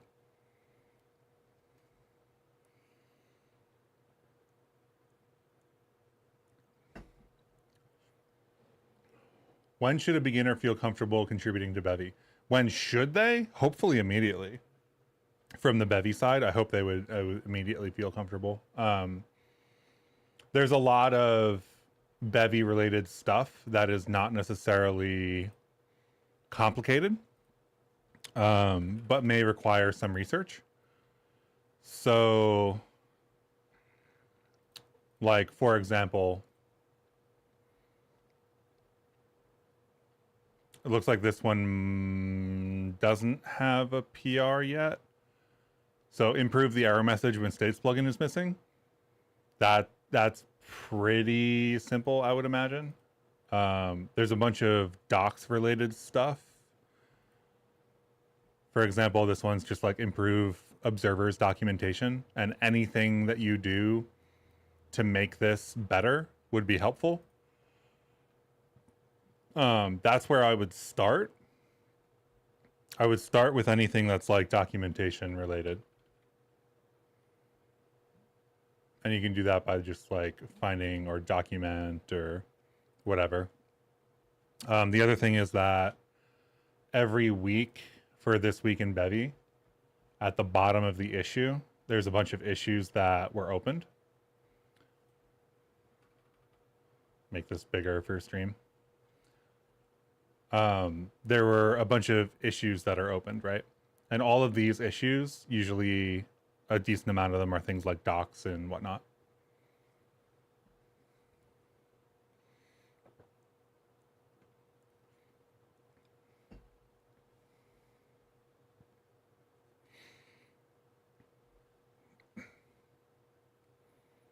Yeah, there's the idea of a scene, capital S, the type.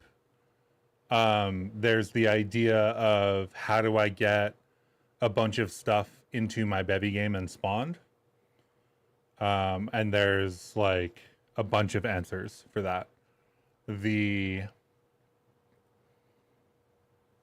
would say if I'm using Blender, I don't think they've renamed it yet.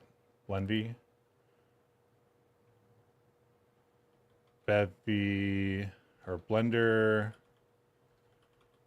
Bevy components workflow.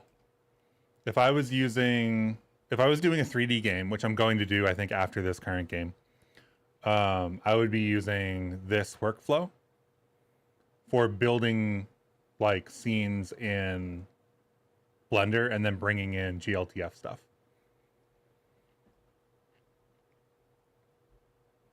Okay, but you asked for 3D and 2D scenes. GLTF is for 3D. For 2D scenes, we use LDTK or tiled, right?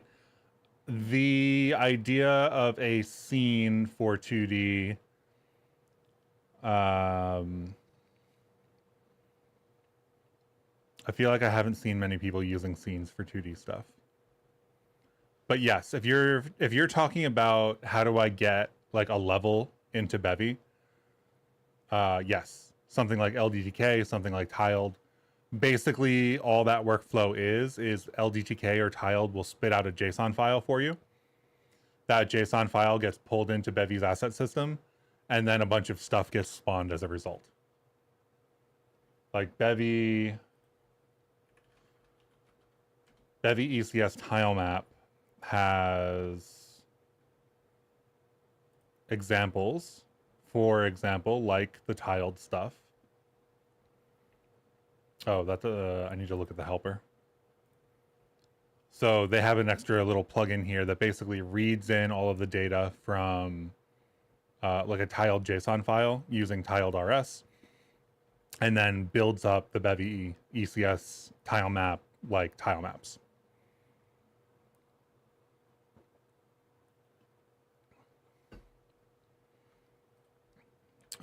There's some more advanced functionality in like Bevy ECS LDTK, which will handle a lot of that kind of stuff for you. But if you're thinking about like, how do I do levels inside of Bevy, there are as many answers as you can think of.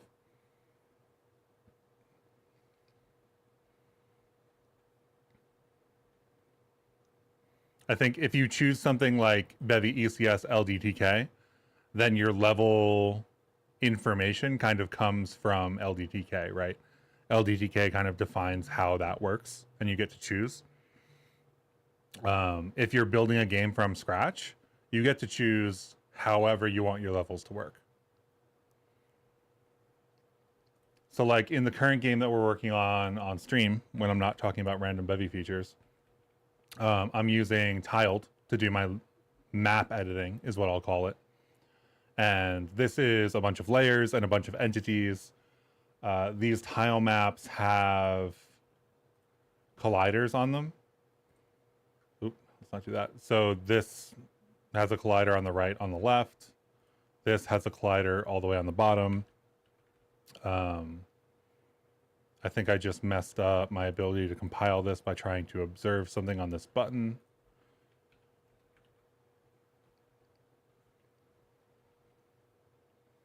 But that all comes in, and then like I have a state and a main menu, and when you click play, all the main menu stuff disappears and it spawns in the level. And then the level is just like here, right? And there's a little bit of a bug here, you can see. Like my colliders don't match up with the tiles for this map. They do for a different map, so I have to figure out why that is. But yeah. I'm using tiled because of the isometric perspective, specifically because LDTK doesn't support it. Otherwise, I would be using LDTK. Scene is a bit weird. Bevy uses world and entity for children and groups. What is scene? Yeah, exactly. Like, I think scenes to me feel like if you're working in something like, I don't know, Godot or Unity or whatever, I feel like they have very high level abstractions for what they mean when they say things like that. Right? Like a scene is like the file that you open that has all the information or whatever, you know? That same kind of thing isn't necessarily true in Bevy right now. Like a scene is a type that you can then do things with or whatever.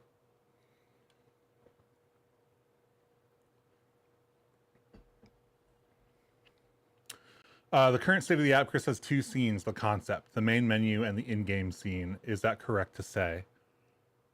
I guess it depends on how you define scene, but yeah, that's fine in my mind, like conceptually. Like if I could serialize the main menu structure to a file and load it back in, it would be the main menu is one, and then the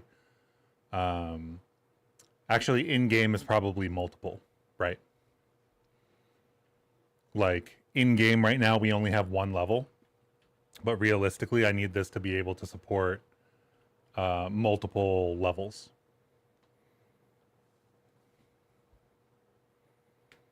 In your custom TypeScript engine, scene is the world that gets populated, nothing else, just a container. Yeah.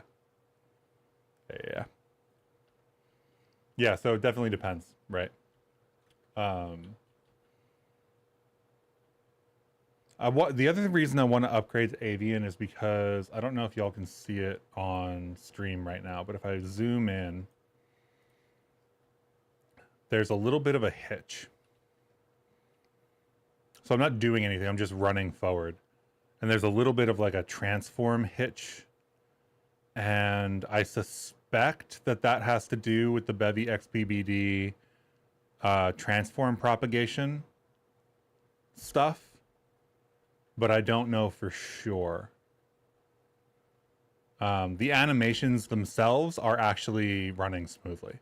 Like, because when I stop and I'm not updating the transform, you can see that the idle animation works just fine.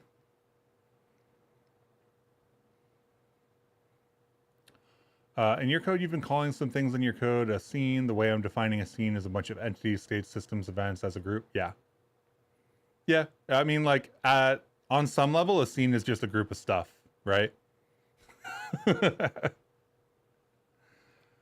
So if you're talking about like specifically, I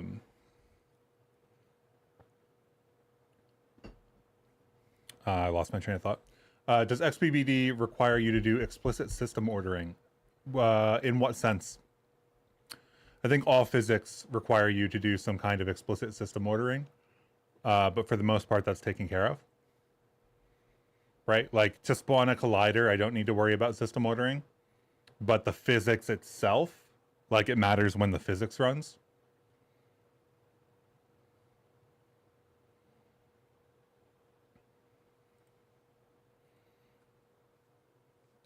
Actually, that might not be a bad thing to do next. Now that I think about it.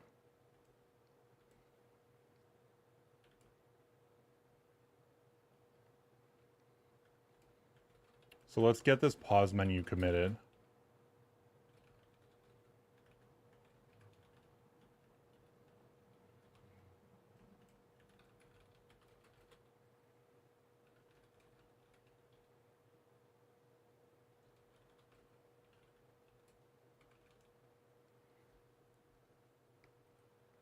I feel like doing artistic stuff on stream is a little weird because then I can just spend hours like Oh, do I like this gradient or that gradient?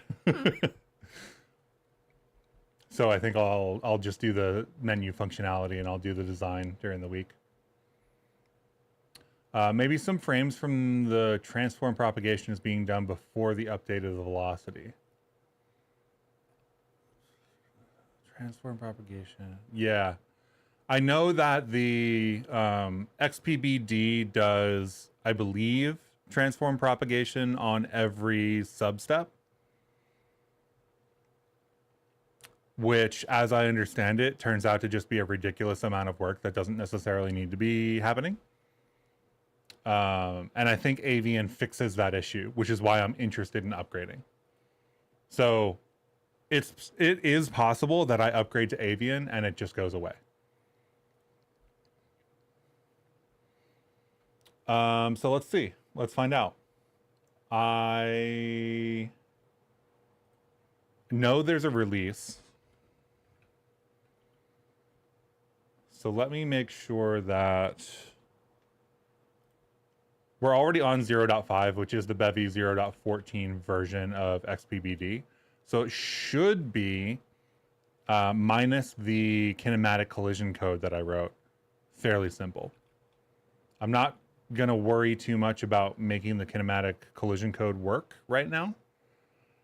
But yeah, let's see. Computed states are very interesting, but imagining they can get very crazy and tricky in a large game if you can compute states based on other compute states. I think you can just I think you could just keep doing that recursively. I don't know that for sure, but they all have the states derived. So I don't know that they would loop. I guess that's the problem that is manually solved in general, right? Like theoretically, crates could loop dependencies, and the answer is just don't do that. You know, you can also like loop things like observers. Like I caused a stack overflow in observers before it released, and I think you still can, because you can just repeatedly trigger the observer that you're in at the end of the observer that you're in, and then it just keeps spinning basically forever. So like, yeah, I mean, at some point it's just kind of like, don't do that. But yeah. Your second guess would be something with the anchor of the sprites.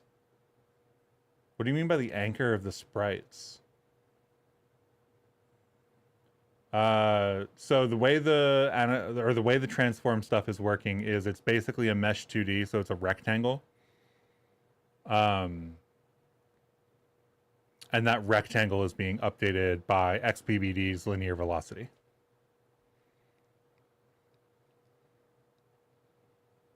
They got rid of the heart in YouTube chat. Oh, finally. I mean, that's good for me because it was blocking words so that I couldn't read things that were too long.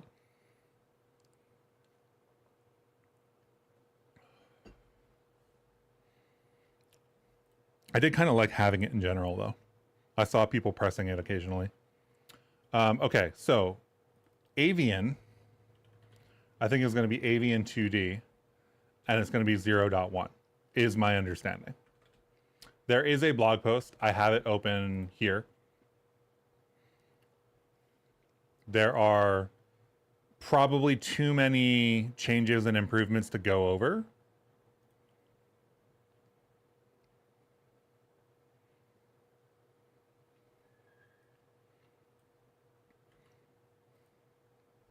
But I'm assuming that we will have some like API issues. So let's do cargo tree I Bevy XPBD 2D and see what depends on it. Oh, right, because I already changed my cargo file. So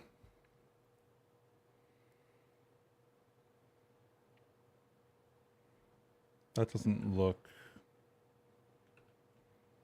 Is that really it?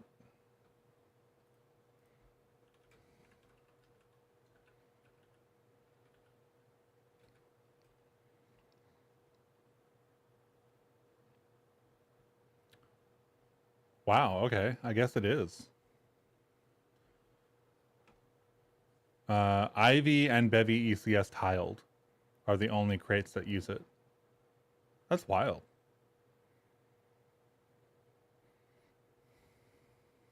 And Bevy ECS tiled doesn't actually even use it because I'm not setting up the colliders there. Is that true? May or may not be. I don't think it is. So, okay. Avian 2D, I think is the upgrade path here. 0.1.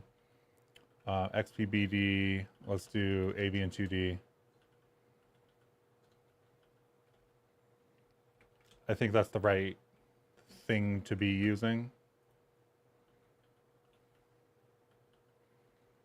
They got rid of the Bevy in their name for reasons detailed in the blog post. So let's start with Bevy ECS tiled then. Cargo Toml, Avian 2D.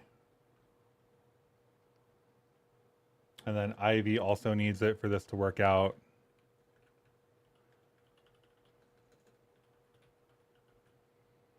And that should be all of the dependencies that we need to deal with. Lib, XPBD, let's see, rigid body, collider, sensor, and debug render. I think that these will probably be straightforward. So let's do cargo run. What is it? Example angles.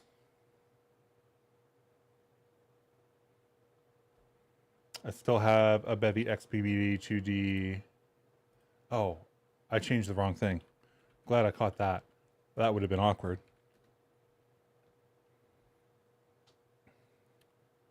What is RG? RG is ripgrep.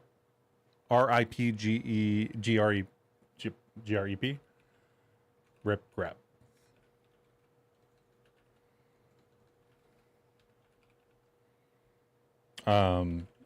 Yeah, I don't know. It's just another one of the command line searching tools.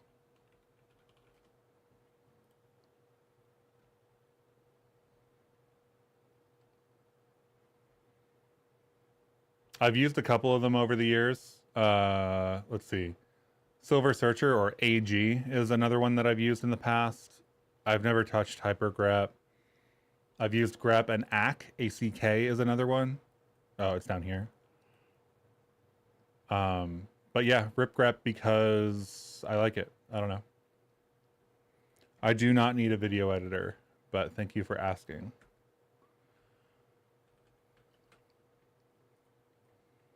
Okay, physics plugins, and then can we run the angles example? Maybe it's a bin.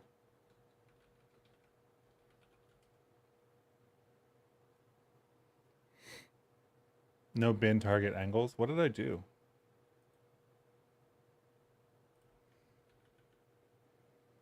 Let's see.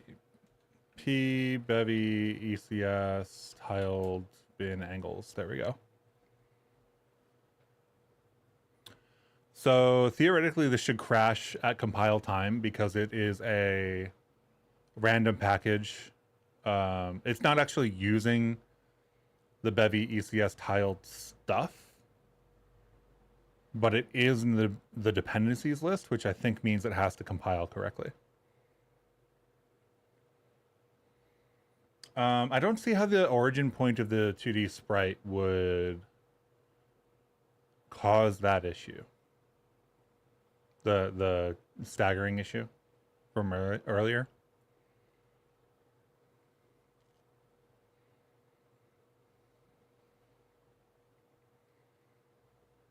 It does occur to me that I have to account for that offset in my depth calculation, though.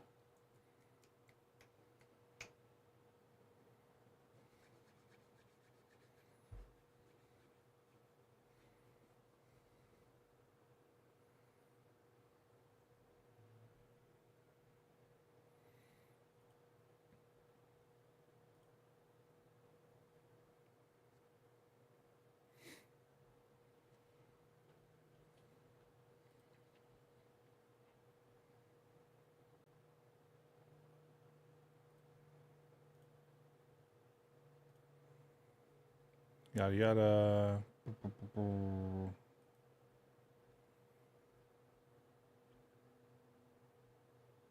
It is wild to me that major 0.15 features are already emerging. Do I have to rewire everything for Avian? Is there a better technical term instead of rewire? No, I would kind of consider this rewiring. I don't think that there's a specific technical term for upgrading from one package to another. This is the moment when your CPU goes burr.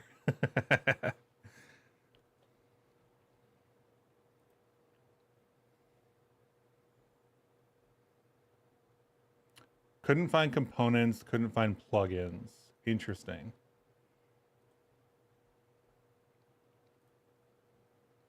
We are not using the plugins here.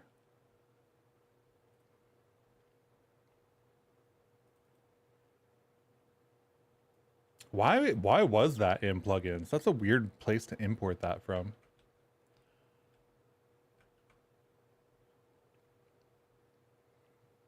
Let's see, rigid body. There's a prelude now, so maybe we just bring in the prelude. I don't know if there was always a prelude or not.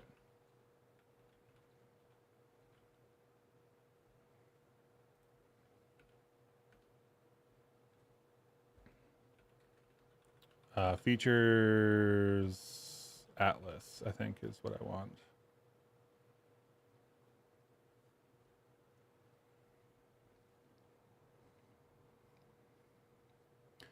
So we're compiling at least. So I think that all of the names, at least, or the symbol names, are accurate. Here's my amazing representation of isometric, by the way. This is why I think it's 2D specifically, because on the left-hand side, you can see a regular coordinate system. And with the isometric transformation applied, it is that coordinate system. And that's it. It's the exact same thing. That's why I consider this to be a 2D game, just flat out. The sprites are rendered from 3D. So it looks a little bit 3D, a little bit more 3D than a regular 2D game would. But the game itself is actually just a 2D game. Okay, so I guess that just worked, which is wild. So let's go in and do the plugins, I guess.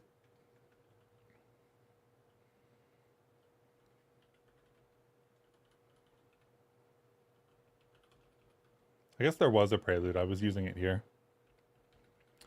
Let's comment these out so that they exist.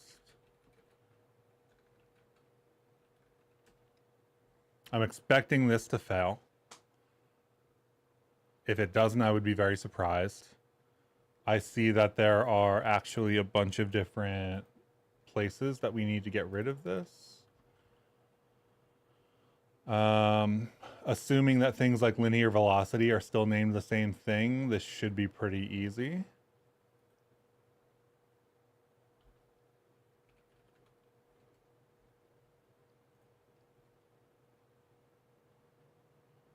I think the collision is going to be the hardest part here.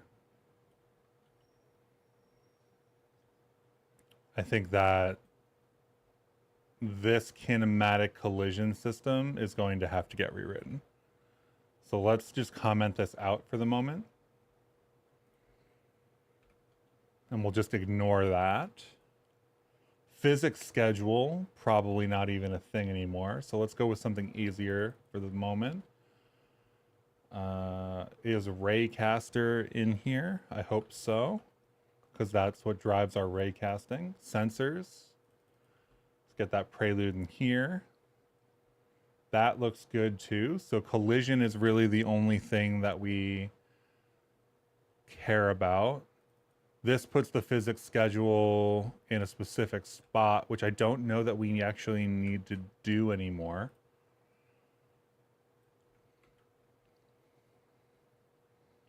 They seem to just be adding it regularly. So I think we'll start with that.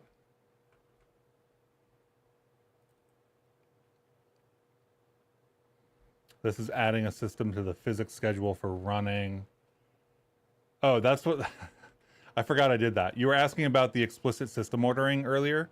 There was a physics schedule in XPBD, and that's where I had the running stuff because it needed to happen before the broad phase, if I remember correctly. I don't know that we need to do that right now. Let's see. Physics schedule plugin and a physics type registry plugin.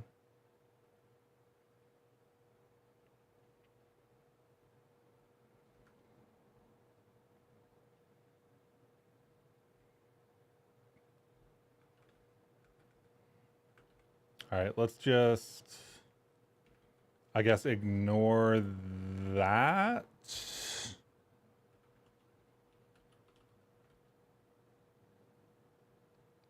And re-add it later if we need it.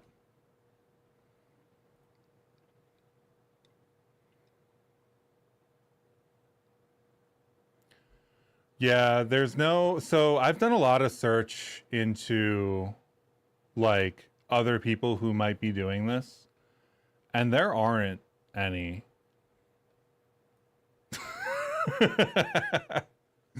Like that, like there just aren't any. I was unable almost entirely to find all of that stuff. So interesting that the Raycaster hits that thing, but we don't get those older. Actually, I should load up the other map and see if the other map still works.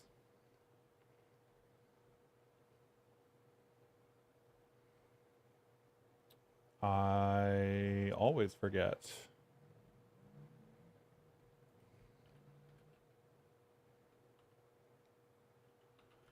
TMX.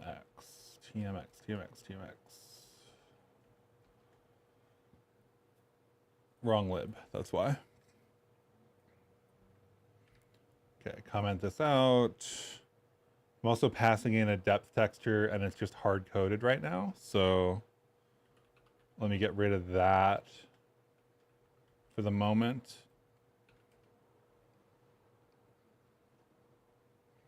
So hopefully, other than the kinematic like collisions, everything else should work. Also, this is pausing on the controller. It works. So sensors work because we're stepping on this pad. The interactions work with the ray casting.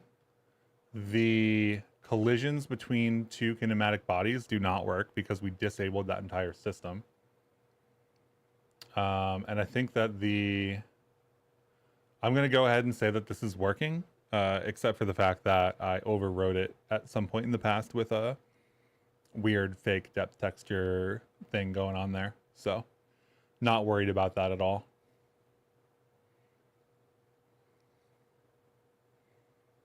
It does look like we've still got some of that transform hitching.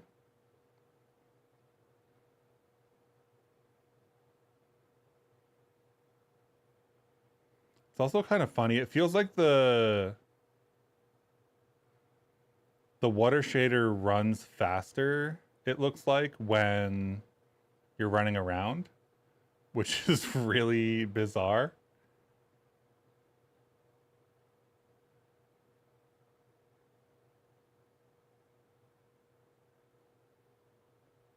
It's funny, but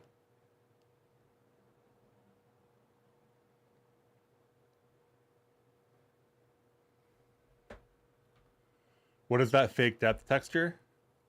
So this is a bad initial rendition of something I'll show you now, actually. Let's just pull that up. It's easier to show than to explain, honestly.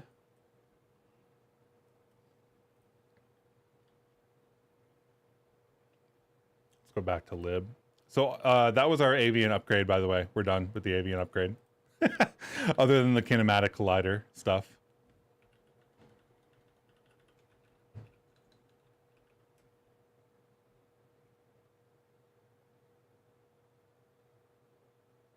Maybe there's a break or continue that occurs on a specific frame of the animation. I don't think so.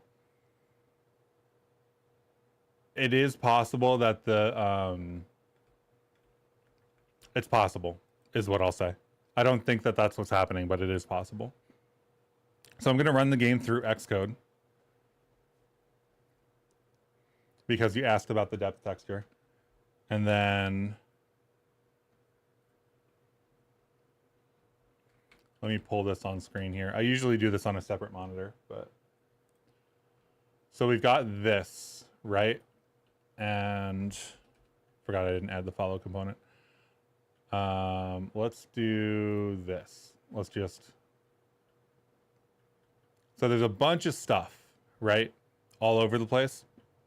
I will say that the depth texture, this archway is one image, and I am behind it here and in front of it there.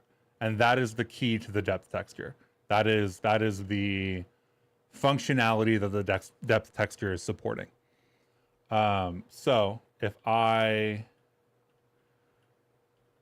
get maybe a better view of a bunch of stuff, let's say, and then I go back to Xcode and I do debug, capture GPU workload. It'll take a second. Yes, it is absolutely so I can put, so if you have two images, right? You can imagine that one image can be either in front of the other one or behind the other one, right? And that's all well and good until you have an image that you want a character to be like both in front of certain sections and behind other sections. Did I not click the right button? No, it looks like it did it. Is it not? It should have shown me.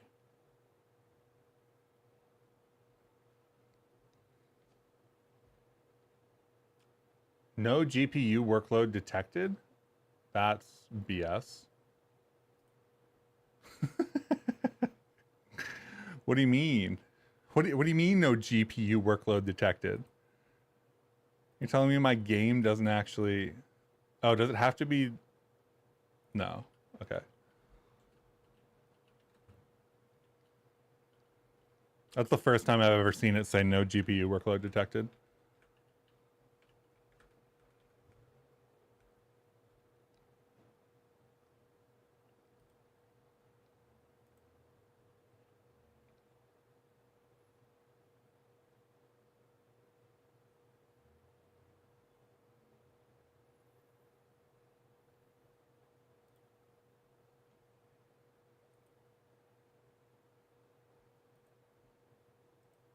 I wonder if it being off screen matters.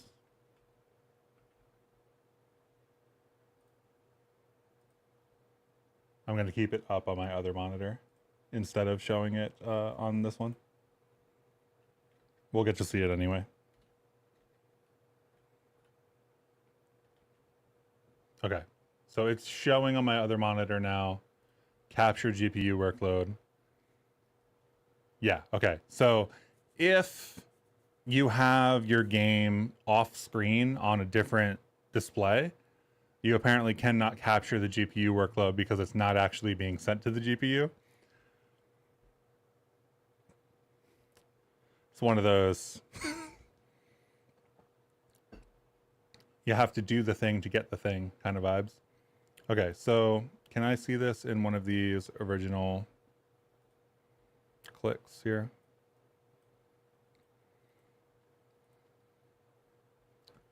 No. Okay, so we're going to go to the transparent path 2D and we're going to go to something here. And I'm just going to go all the way down. So this is basically like all of the commands that are getting sent to the GPU in sum total.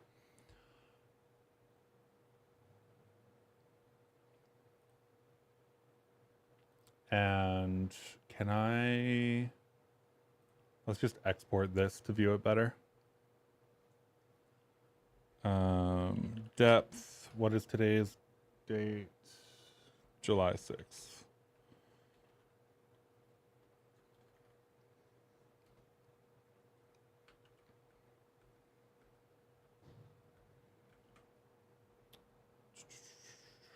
target. Where's my target directory?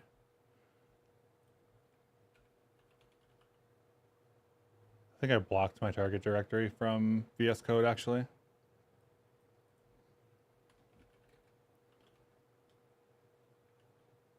What a funky display bug that just happened there. All right, debug, depth.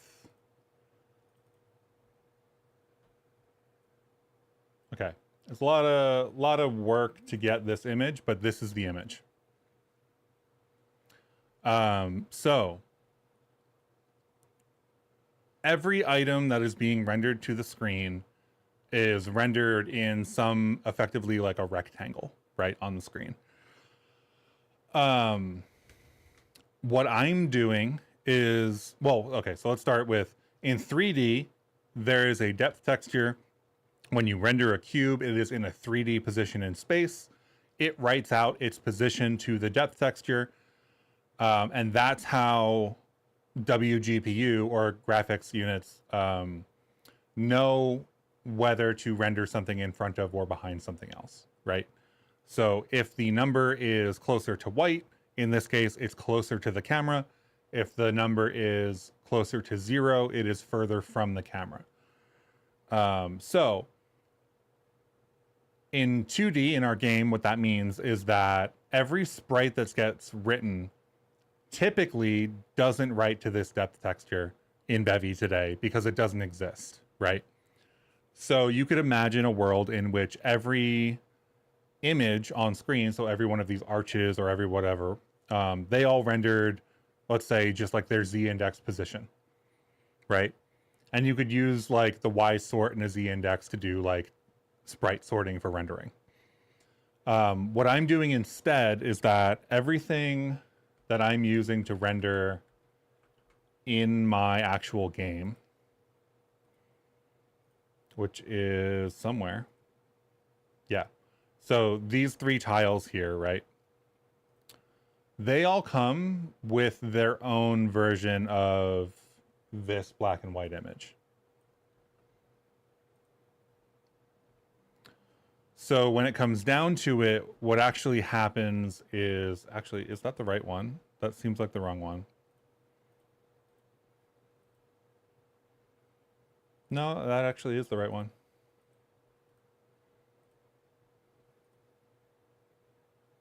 Interesting.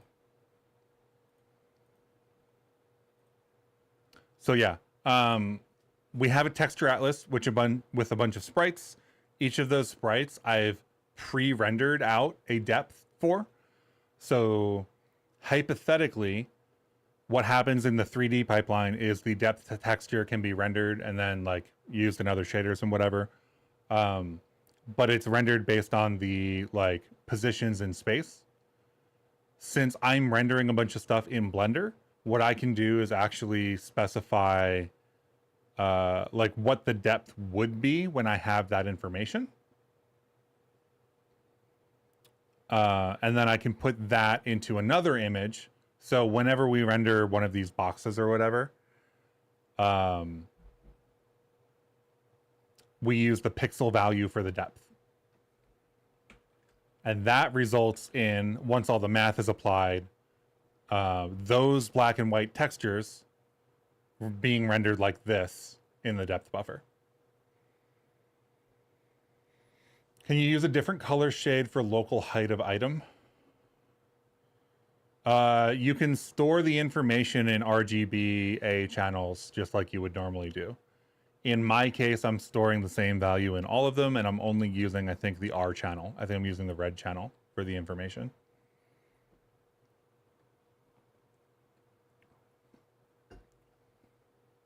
But yeah, you can put whatever you want in. The values go above 1.0, but it's being clipped by the image viewer. That is not true in this case, but for 3D, it could. The thing that I'll say is the depth texture itself only goes from 0 to 1. So Bevy uses what, a reverse negative Z in 3D. So negative values are further away, and I think 1 is where the camera is. So it's like 1, 0, and then like you lose precision as you get further away, which is what you want out of a 3D scene. Just a fancier way of packing the F32. But yeah, so this is what we're doing. I've patched Bevy and I've patched Bevy ECS tile map so that the sprites render out with these faked depth textures, and that controls where they are. Do you use some sort of shader to hide parts of the player when the depth map is used? No, I don't currently. You'll see the player right here is actually all one color.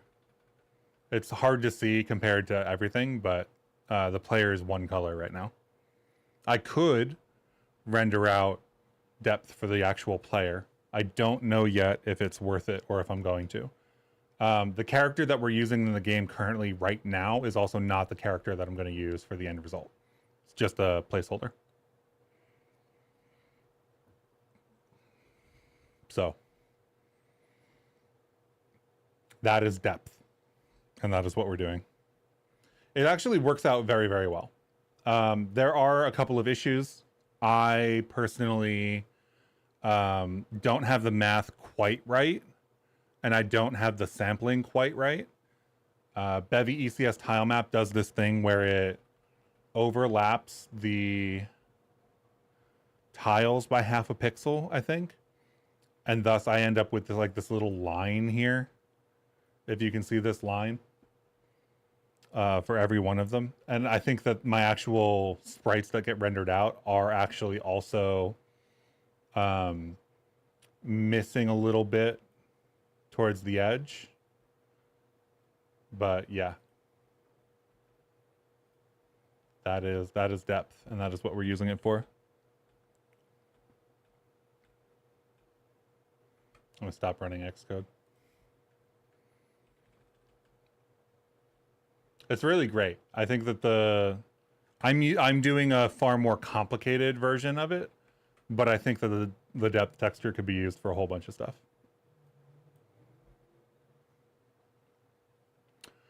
The issue is using this depth texture of the tile and the tile position to calculate an accurate world depth based on the tile position. Yes.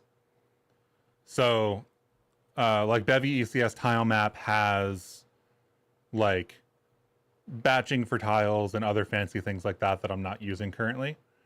The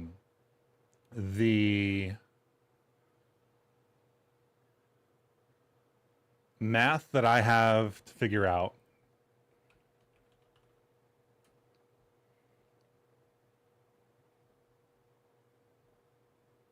no, not in that one. Material, let's go material tile map. Right now, we get this information, which I can't make it much bigger without skewing it off screen. So the depth texture is literally just an F32. And basically I'm sampling those textures. I'm weighting the chunk Y index, the layer Z index, the Y index, and the depth accordingly.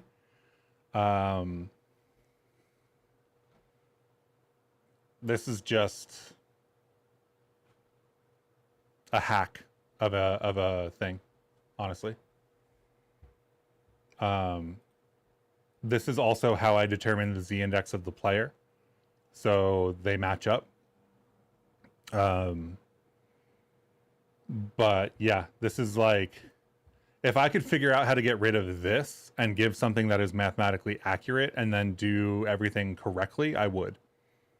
But I don't know how to do that yet. Xcode is nice. Didn't know about some of the tools you showed. Yeah, the GPU capture. So I'm running on a Mac, which means that if I want to capture GPU workloads, I have to basically use Xcode. If I was running on Windows, I could use things like RenderDoc. I could use other tools.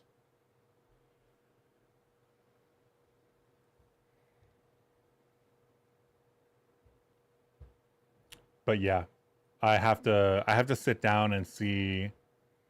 The other thing is that I think the depth can be calculated differently or rendered differently. Sorry, rendered differently. The way that I'm doing it right now is I am using images that are using like a 0 to 1 value for the depth, which is not particularly, I guess, accurate would be the right word. I know that I can use other types of files to store better kinds of data, but I don't know that I actually need them either.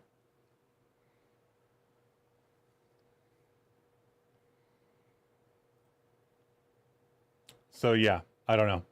I need to do some more thinking. I know that Bevy ECS tile map also has like chunking in different ways, and the chunking would affect how the depth was interpreted. So like if I can get one tile correct and everything is rendered as a single tile, then that's fine. But once you start batching, I think those calculations need to be more accurate, not less accurate, especially if you start doing multiple layers. So you don't account for the local depth and width of each item. I do. I do. That's pre-baked into the image. When we sample the depth texture here, the fake sample thing, that function is down here somewhere. And we're basically doing a texture sample of that black and white image that we saw.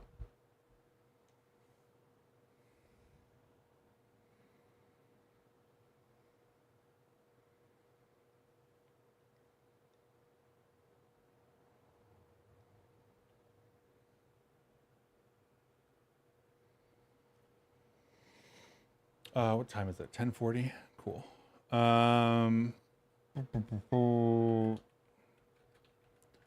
So we haven't fixed the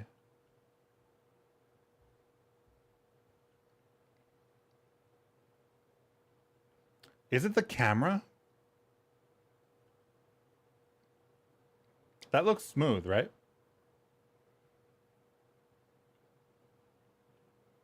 I think it's the camera.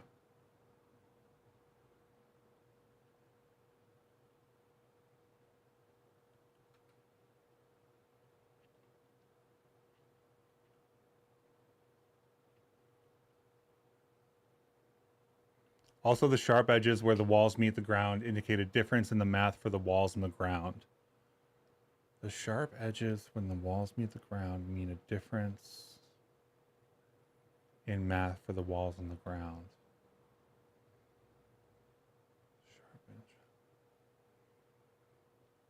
I don't know what you mean by a difference in the math. So if you look at the arch here, the arch is standing on a tile. These are two different layers. I do have that like layering factored in.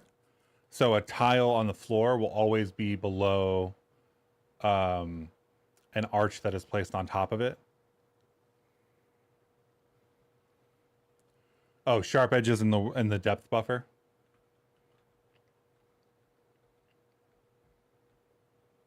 I think the sharp edges are a couple of things. The sharp edges to start with, the ones around the tiles specifically, these tiles that I've rendered out aren't actually exactly correct.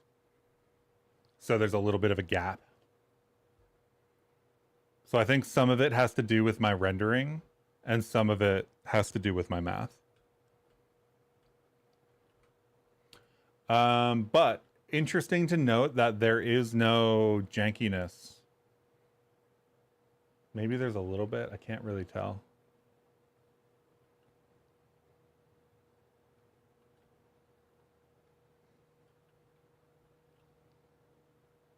Far, far, far less jankiness though. So I think it's the camera. Because if the camera is following, then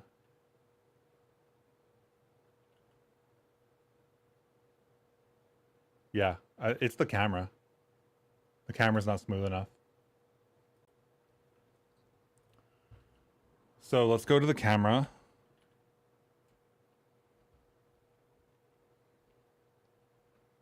And instead of lerp, I want to use smooth nudge. Smooth nudge is new. Did I use it somewhere else yet? I don't think I did. No. But you know what I did do? What did I got rid of my Chrome windows, didn't I? Oh well.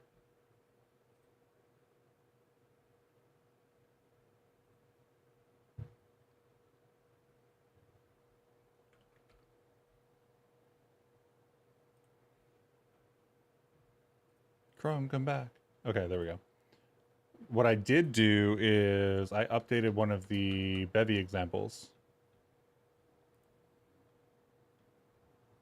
The Bevy example for camera movement of some kind. Maybe it's not the first person one. The first person one, I think the 2D top down one. Okay, so smooth nudge. This is the code we want. The decay rate is set somewhere. The decay rate is 2. So instead of this, I think we're just going to take that whole thing out. It's going to be something more like this. And camera decay rate.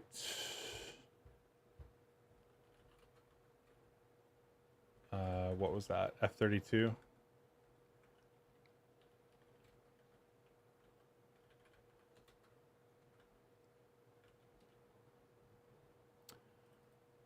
They have direction, smooth nudge.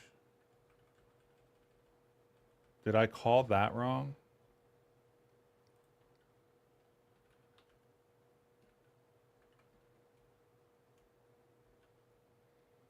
Direction is a vec3. Like this is how they have it defined.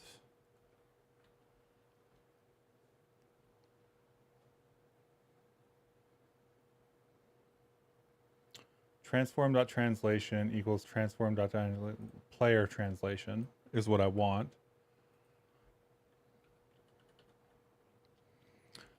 Player translation XY.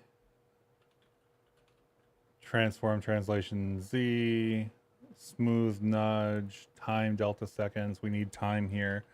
Time is a resource. That is some mental guru shit. Time is a resource. Use it well. God, if I ever become a guru, I hope you all push back on that.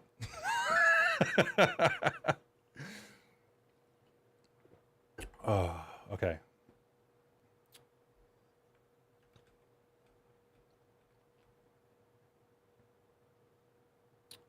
Applies a smooth effect. Camera translation, smooth nudge.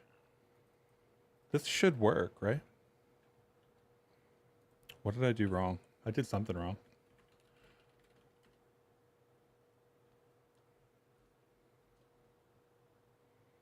Method not found in vec3.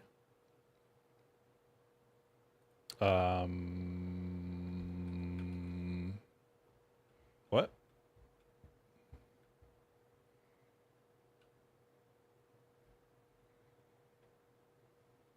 Camera.translation.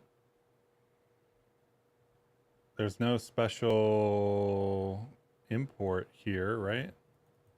They bring in vec3. Maybe it's on vec3.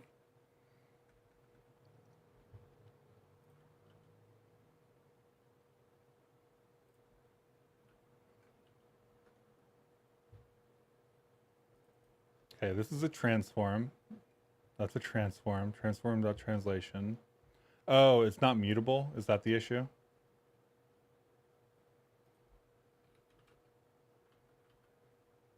No, it is mutable. Okay, mute.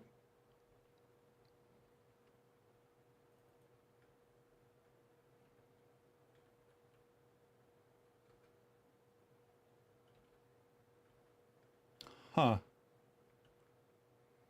Is that not in the release? No. Oh, man. Is that not in the release?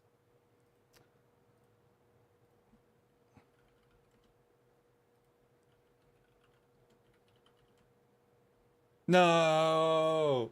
Okay, fine. Dang. 0.15 feature. Sorry.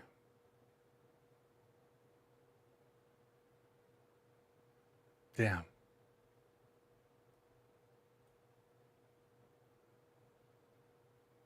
Anyway, smooth nudge is really what we want.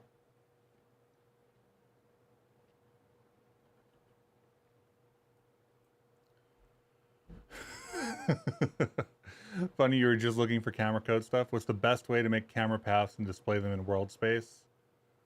The best way to do 3D world space camera work? My guess would be to set that up as a path in Blender and then get that curve and use it. That would be my...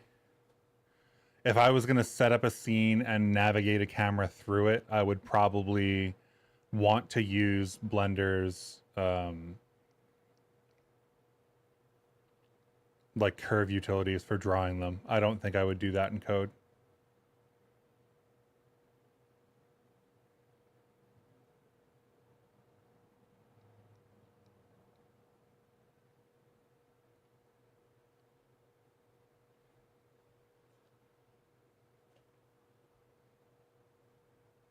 I know there's a working group right now to do work on curves in Bevy. There's a bunch of tweening libraries. Like there's, if you can combine the word Bevy, tween, ing, and s, there's a library called that. What is it? Like Bevy tween, ing is one, right? Bevy tween is another. Bevy easings is another.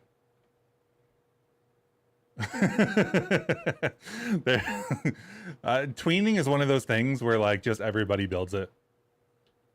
There's a working group, I will say, to work on curves. I don't know. Curvo is a NURBS implementation. That's cool. I haven't heard of that one.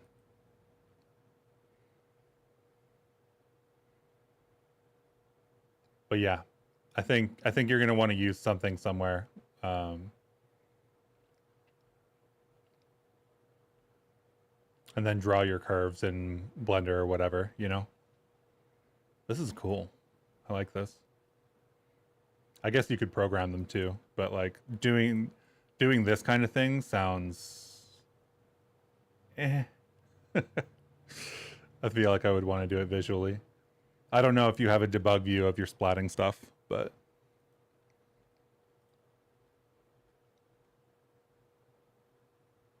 you're going to hook them into an OpenXR interaction gizmo? That's wild. That's very wild. I haven't done any virtual reality stuff yet. Yeah, of course. Happy to help if I ever can. I don't feel like I really helped all that much on that question, but dang. Okay, so we can't use smooth nudge. Smooth nudge.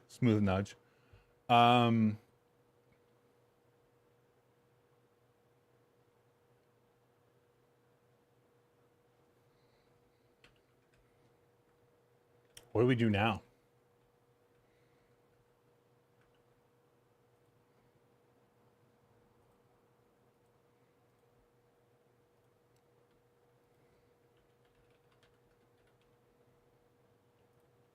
If I blame this, then it will give me my own name.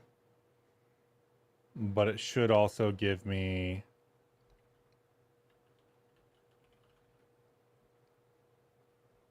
this, which is what the code was before. So instead of my little 0.2, let's incorporate delta seconds.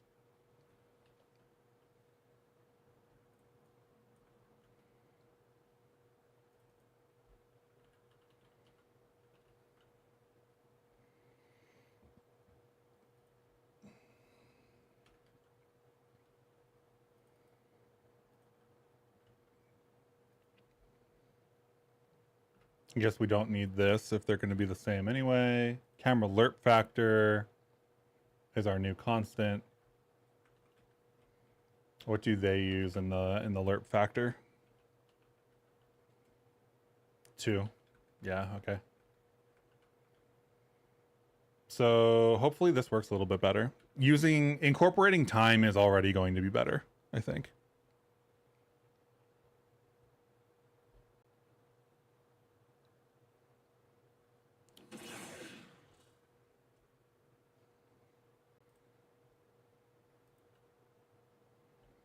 Okay. Let's make this gigantic so that we can all see whether this is an issue or not.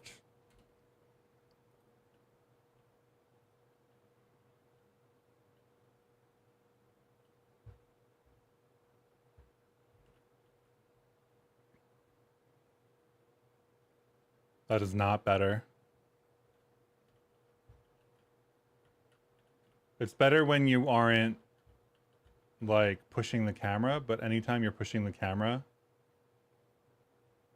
it starts having issues. Okay. So I think at least we've identified that it is a camera issue and not a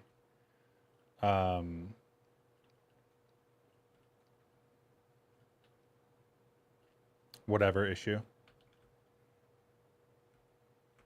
Not like a physics library issue or something.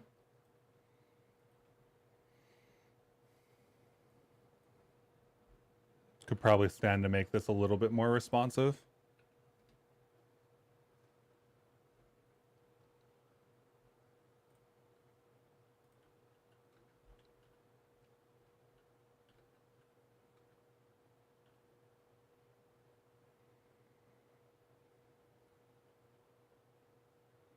Yeah, the tighter it is, the more of an issue it is. It's not the library. Yeah, at least it's my own code, right? At least it's like, yes, this was my problem, not anybody else's.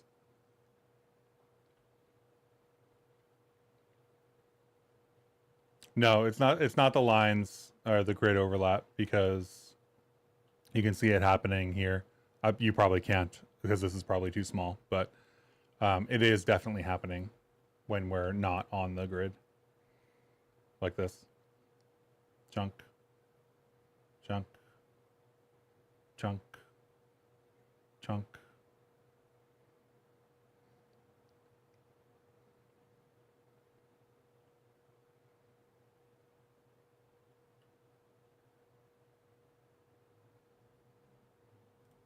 So, TBD. What schedule is the camera system on? None. 0. Zippo. Camera system is just updating. I did nothing nothing special with the camera. This is just, I think, running. Yeah. If we're in the game, it's running.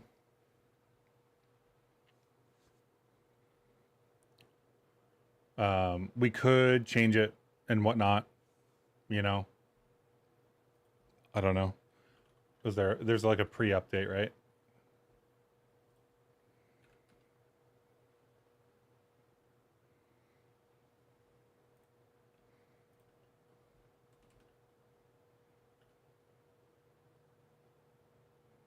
Yeah, it doesn't fix it.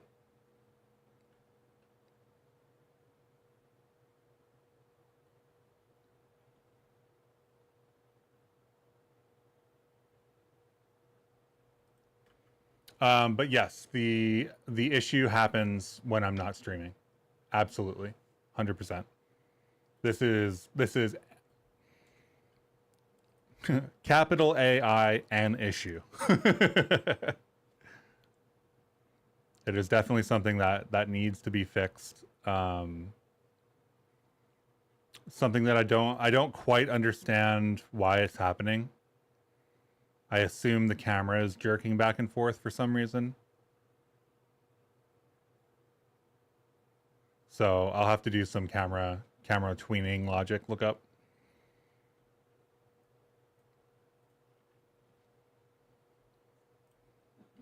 But the Avian upgrade went super easy.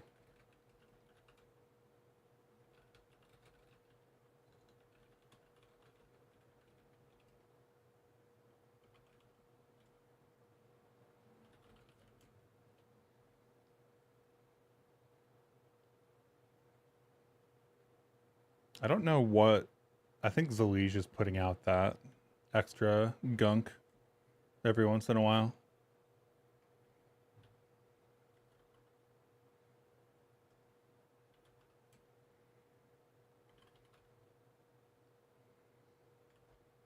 Okay. So Avian upgrade done, 14 upgrade done, pause menu implemented. I think I need to do the real character at this point.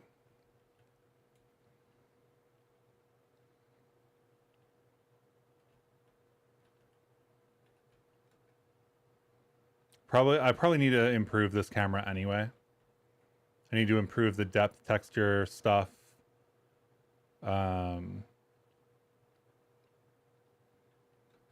Need to fix the collisions or the collider generation because it's technically working, but it is way offset, and I don't know why.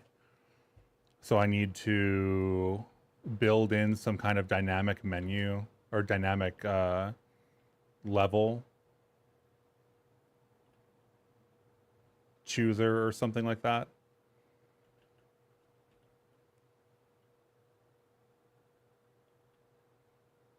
Maybe use some tweening library. I think I tried using a tweening library originally, and the tweening library like didn't work well. Where I guess we were seeing that chunking specifically, right? The stuff we were just seeing is exactly what we were seeing, if I remember correctly, and I attributed it at the time to the tweening library. But I don't know that that's true. Kinematic stuff needs to be fixed. But otherwise, I feel like the game is in a reasonably good shape. We need to do more enemies, need to do like a boss, need to build out levels, need to do a bunch of art. There's like absolutely plenty to do. But I think it's time to switch out the main character. I think I'm not going to get too much further unless I start doing the things that I'm going to end up with, if that makes sense. All the tech is done. The 0.14 cycle is over. The 0.14 cycle slowed me down a lot. I think I'm just going to not... I'm not going to consider the 0.14 like couple weeks. Can't your camera overshoot the player and then the direction will change for a single frame? Maybe you can just clamp it. What do I clamp it to?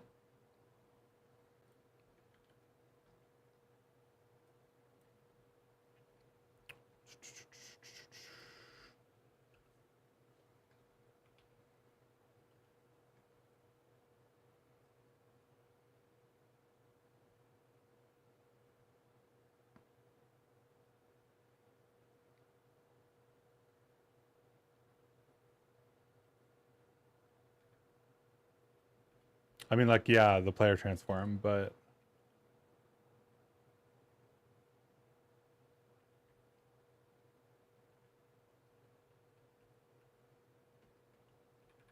I guess Max's player...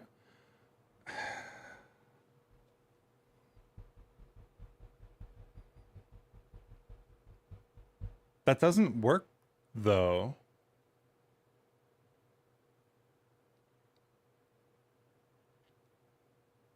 Yeah, that's exactly what I was just thinking, Christopher.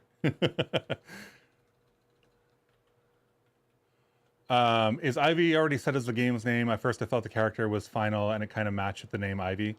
The character is not final only because it's a pre-made asset.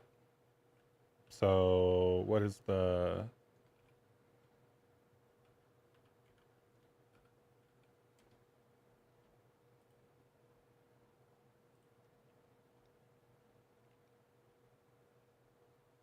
Where's like the stuff that I've purchased page?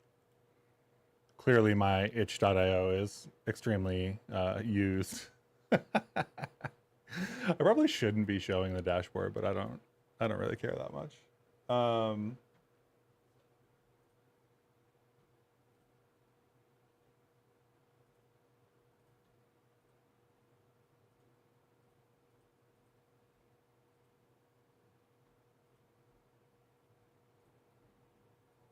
There we go. It's the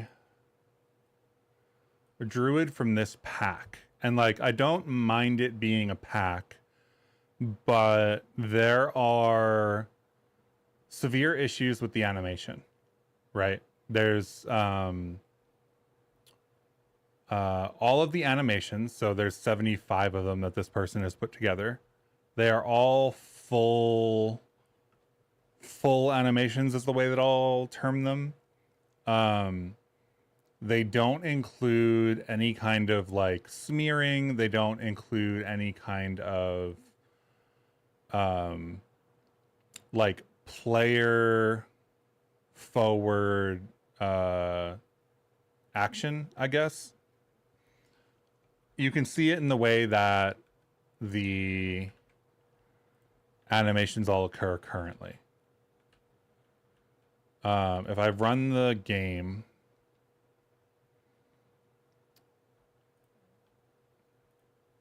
even the animations we have here are all like fully played for every frame and linear in like time to occur. So like if this was an attack, right? The little thing I'm doing here, like probably one or two anticipation frames and then it should hit.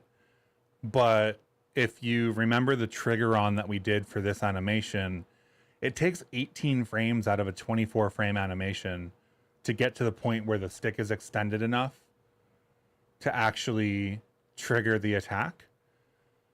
And that is not that's not acceptable from like a game feel perspective, right? Like if you are going to fire something, you want that thing to fire. Like you want one or two anticipation frames is great or whatever.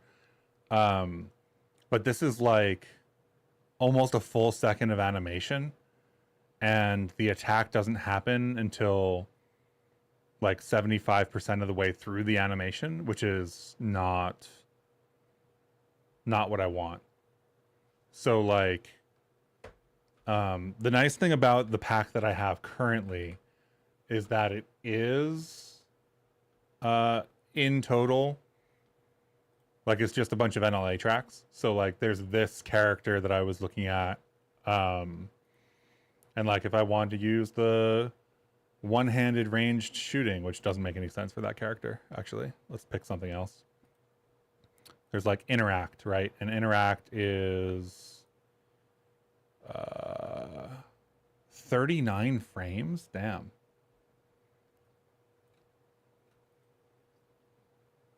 Let's do end at 39 then, I guess. So like interact might not matter that much, but I see he's holding a little thing of beer and the axe. That's funny. Where's the axe?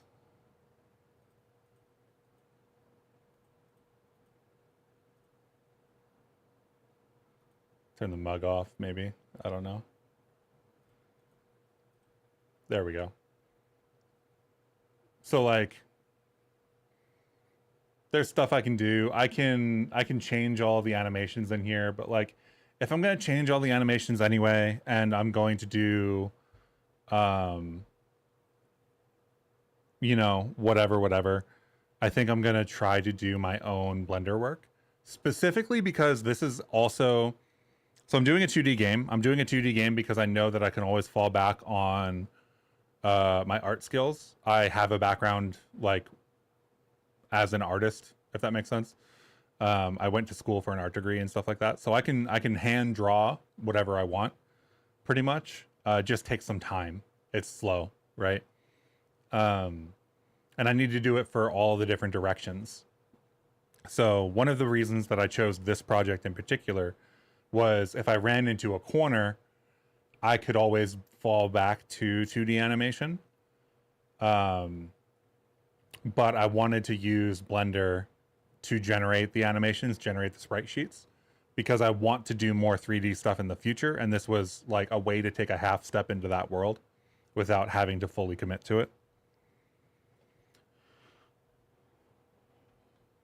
So, I mean, there's a bunch of stuff in here. There's a bunch of different animations and things.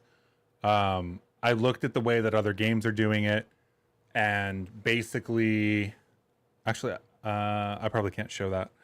But like for a sword swing, I want like one frame of it being like back in anticipation or something like that, and then effectively like a couple frames at the end and a smear that gets spawned. And the smear that gets spawned is probably going to be the attack hitbox. And it's going to be spawned completely separately from that animation.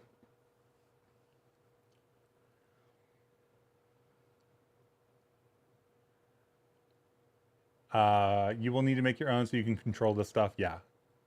And I want to get better at it, basically. So I'm going to do it anyway. Also, I think that the goal for this game was to make a Steam page. That is the current like end goal. And I don't want to make a Steam page with pre-bought assets. Right? Like I need like deciding on an art style and executing on some of that is part of what needs to happen before a Steam page can go up. But they've been really useful for, you know, like whatever here. I've been using them for the game for a while now. You know, none of this is 3D models in the game, and it's working really well. It allowed me to get down the whole Blender workflow. We've got all the sprite sheet technology and then all the depth buffer stuff. So I've gone on a couple of side quests. You used it before it was open sourced? Dang, I didn't even know it was not open sourced at some point. That's ages ago.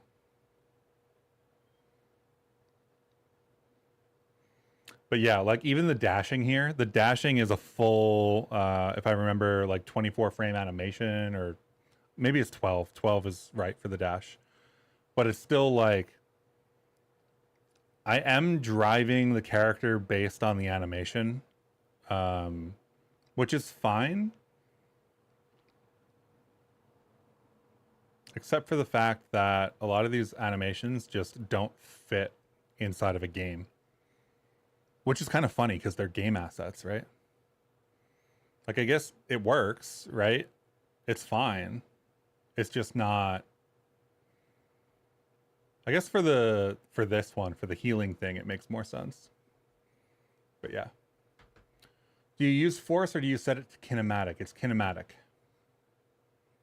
Easy answer.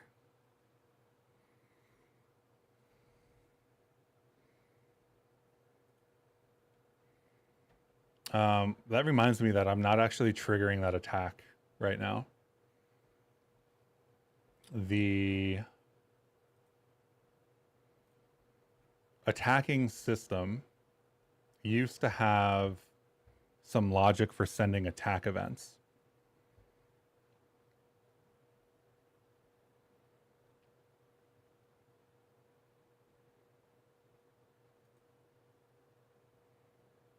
And I think we can still have it here, honestly. So all of the, I know I didn't really show any of the systems that we used to have here, but the systems are significantly simpler for what the character is doing now that the animation is being driven elsewhere.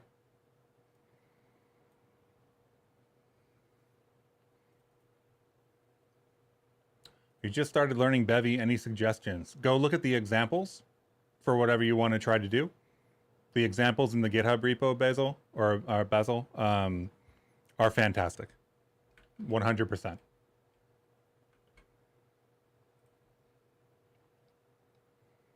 So go to the GitHub, check out this examples folder here, clone the repo, run these examples, start there. And then start building your own game. Build something small. If it were for a strategy game, but for a fast-paced game, it's really too slow. Yes, absolutely. Attack is an event or a one-shot, though. Attacks could be observers at this point.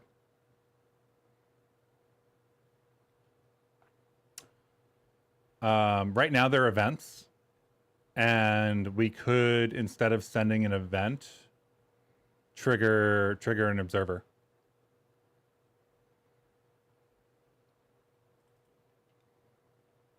Zero 0.15 will be great. You are absolutely correct. I'm always surprised, honestly, at how much gets done every 3 months. The first release of Blender is in 1994, open sourced in 2002. Using it since 99. Dang. I wish I had kept using Blender earlier. I definitely ran into Blender a long time ago, back when it had its own game engine built in and stuff like that. I just didn't stick with it. And I wish I had. Okay, so I think that for the attack, we've hard-coded the trigger frame, right? If I remember correctly. Trigger frame is what, a component? Yes, it's a value inside of attacking. I think that realistically, that probably gets pulled in. I know I can do animation markers. I didn't look into actually exporting that data yet, but I know that we can do animation markers on tracks in Blender. So hopefully that actually comes from this multi-directional atlas data in the future. But let's start with, I don't think we actually need to know what animation is occurring. I think that because we only have the one, let's get rid of the images, get rid of the atlas, get rid of time.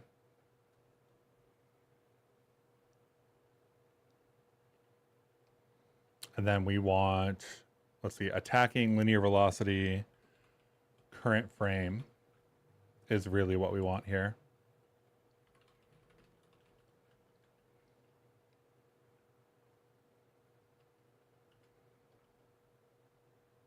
So this current frame is like a new component from the animation library that I'm building. And that means that if current frame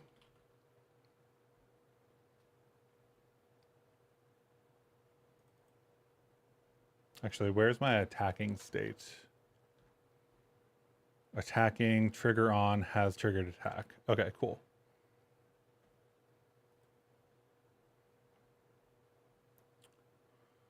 So if let trigger on, so this goes away. This goes away. This is basically going to be the same.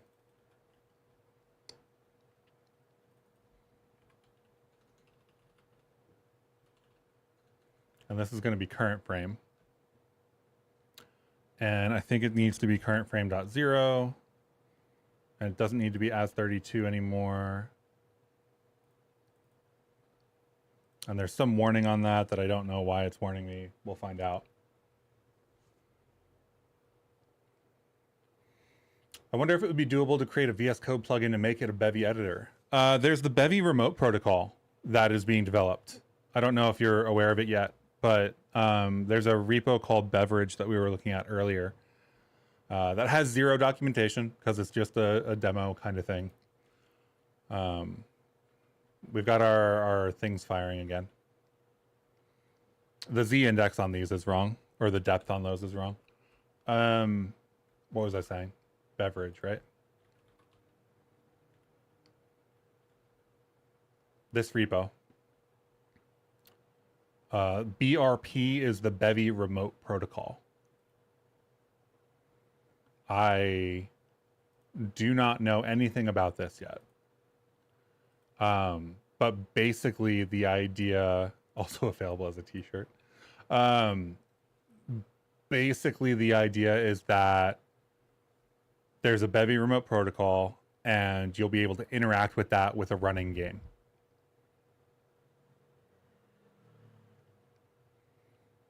And I don't know what the state of this is. I think there's a PR maybe. I I think PC Walton again is responsible for that PR. Yeah, absolutely incredible amount of productivity and features coming out of PC Walton. Absolutely wild. I guess that's what happens when you're just that much of an expert. Yeah, so there's a proposal here. There's a whole thing. There's some bindings, Game Shark style cheats. But yeah, there's a whole effort for that. So if not possible today for whatever reason, definitely possible in the future. So the eGUI inspector, but outside of the application, yes, effectively, if I get what you're saying. Like you could build a Bevy inspector eGUI UI outside of Bevy if the Bevy remote protocol was merged. So in that sense, you could write a VS Code extension that just connects to a Bevy app via the remote protocol, and then you would have everything in VS Code. Absolutely. I think that people will build like standalone UIs probably, but yeah. It will be better if they're using ZIDE because it's Rust native. I don't know about that. They're not going to include a whole code editor. So it is what it is. Where's our thing here? Trigger on frame, trigger frame, attacking, trigger on. Where did I put the event listener for that? Is that in main? Yes, that is in main because I didn't decide where to put it yet. Okay, so we've got an attack event handler. I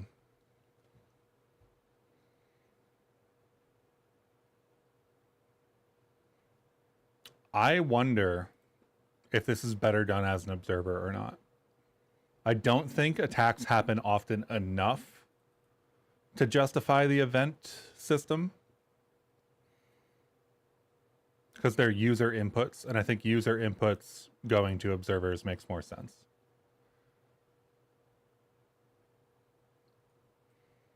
Sprite bundle, yada, yada, yada. Texture atlas index. Is there a transform on this somewhere? Why did I make it a sprite bundle? Wait.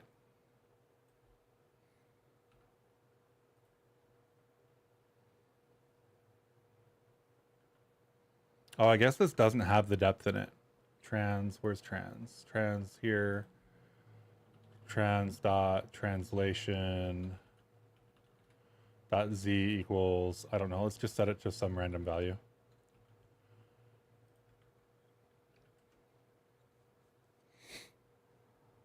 But yeah, Bevy remote protocol is going to be very cool. Yeah, there's our fireball. So now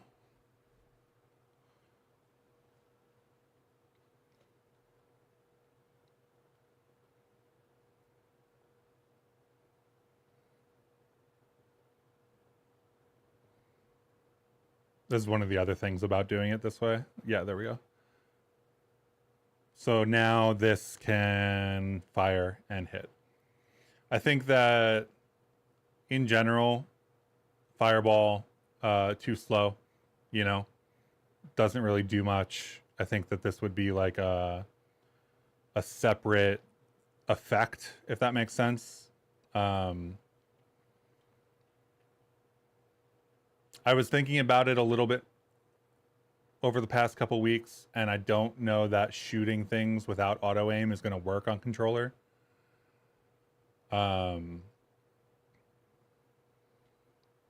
I also think I need to make it so that pushing directly up on the controller doesn't go this way. I think because you have more control with a controller, get it? Control.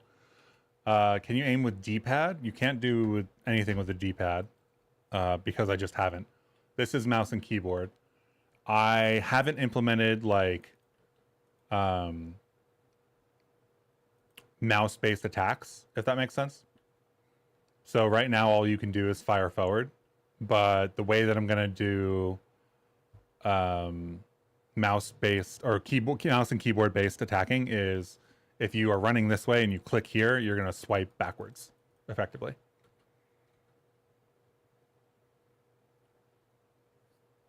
Can you change observers easily? Because if not, I would vote Invader of one shot because it is easy to change the handle in the system ID. I do not know what the full extent of modification for attacks is going to be. I'm going to move forward with the assumption that there's only going to be one attack and that it's going to be modified on the like the hit, right? So like if you have like a short sword and you're swiping it, you should be able to see the smear, and the smear will be the thing that changes, right? So if you have like an electric effect on it, that smear will change. If you have a whatever on it, the other thing will change. So that's all going to be possible. Gungeon has a slider for levels of auto aim. Yeah, I think Hades does too. I think that's almost a required thing. The thing I don't like about Hades auto aim is that the auto aim is on the dash as well. Which is really awkward because when you're facing a lot of enemies, it doesn't really matter for most of the game, actually, is a really important like note there. For the vast majority of the game, it doesn't matter that the dash has auto aim. For doing high heat level runs, like 10 heat, 15 heat plus, or Pact of Punishment, I guess is what it's called, which are the more difficult things with more restrictions and whatnot, you end up dashing towards enemies because there's too many enemies. And it puts you like, if you're facing Lerny and Hades 2 on the lava level with the second style boss upgrade, there's a lot more lava around, and you can auto aim to dash to somebody's head, and it'll throw you into the lava. Very niche. I think that I would be very happy if anybody played my game enough to get to that point. So I'm not too worried about it. But I think that auto aim on firing things, auto aim on like gun-like or projectile stuff makes a lot of sense. I think that it will be on a per attack basis. Maybe. I don't know. We haven't come up with the full set of like maneuvers yet.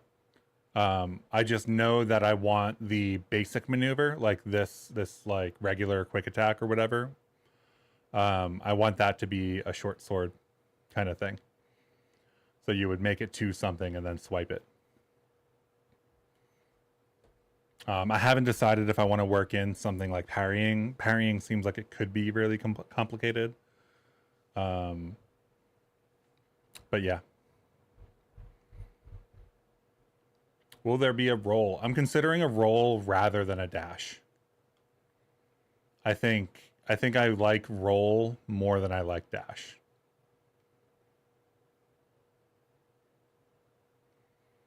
The thing about like for Hades, for example, is that because the dash is the best form of movement, you end up dash spamming. And I don't love that. I don't really mind it per se. Like when playing Hades is still fun, but I don't love the idea that there is a movement mechanic that is just the thing that you do all the time. That is like a intentional action. I think the Hades people also think that because in Hades 2, you can dash spam a little bit less.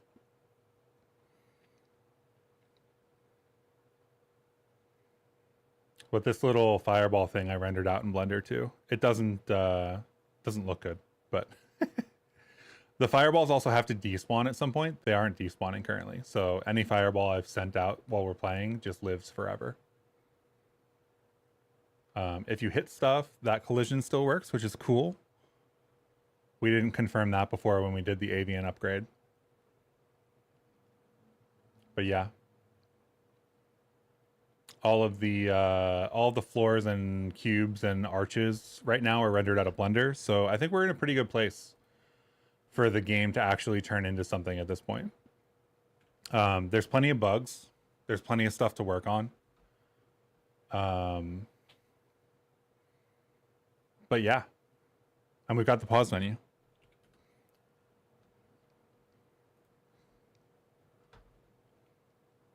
Which is very cool. See how the systems don't stop yet, so you can still run around. And then I want to tween that. Yeah, okay. Cool. I think that's it for this morning. It's been very hot, so I don't want to keep going for too much longer. Luckily it cooled down a little bit. Is Bevy what happens if an unstoppable fireball hits an immovable collision tile?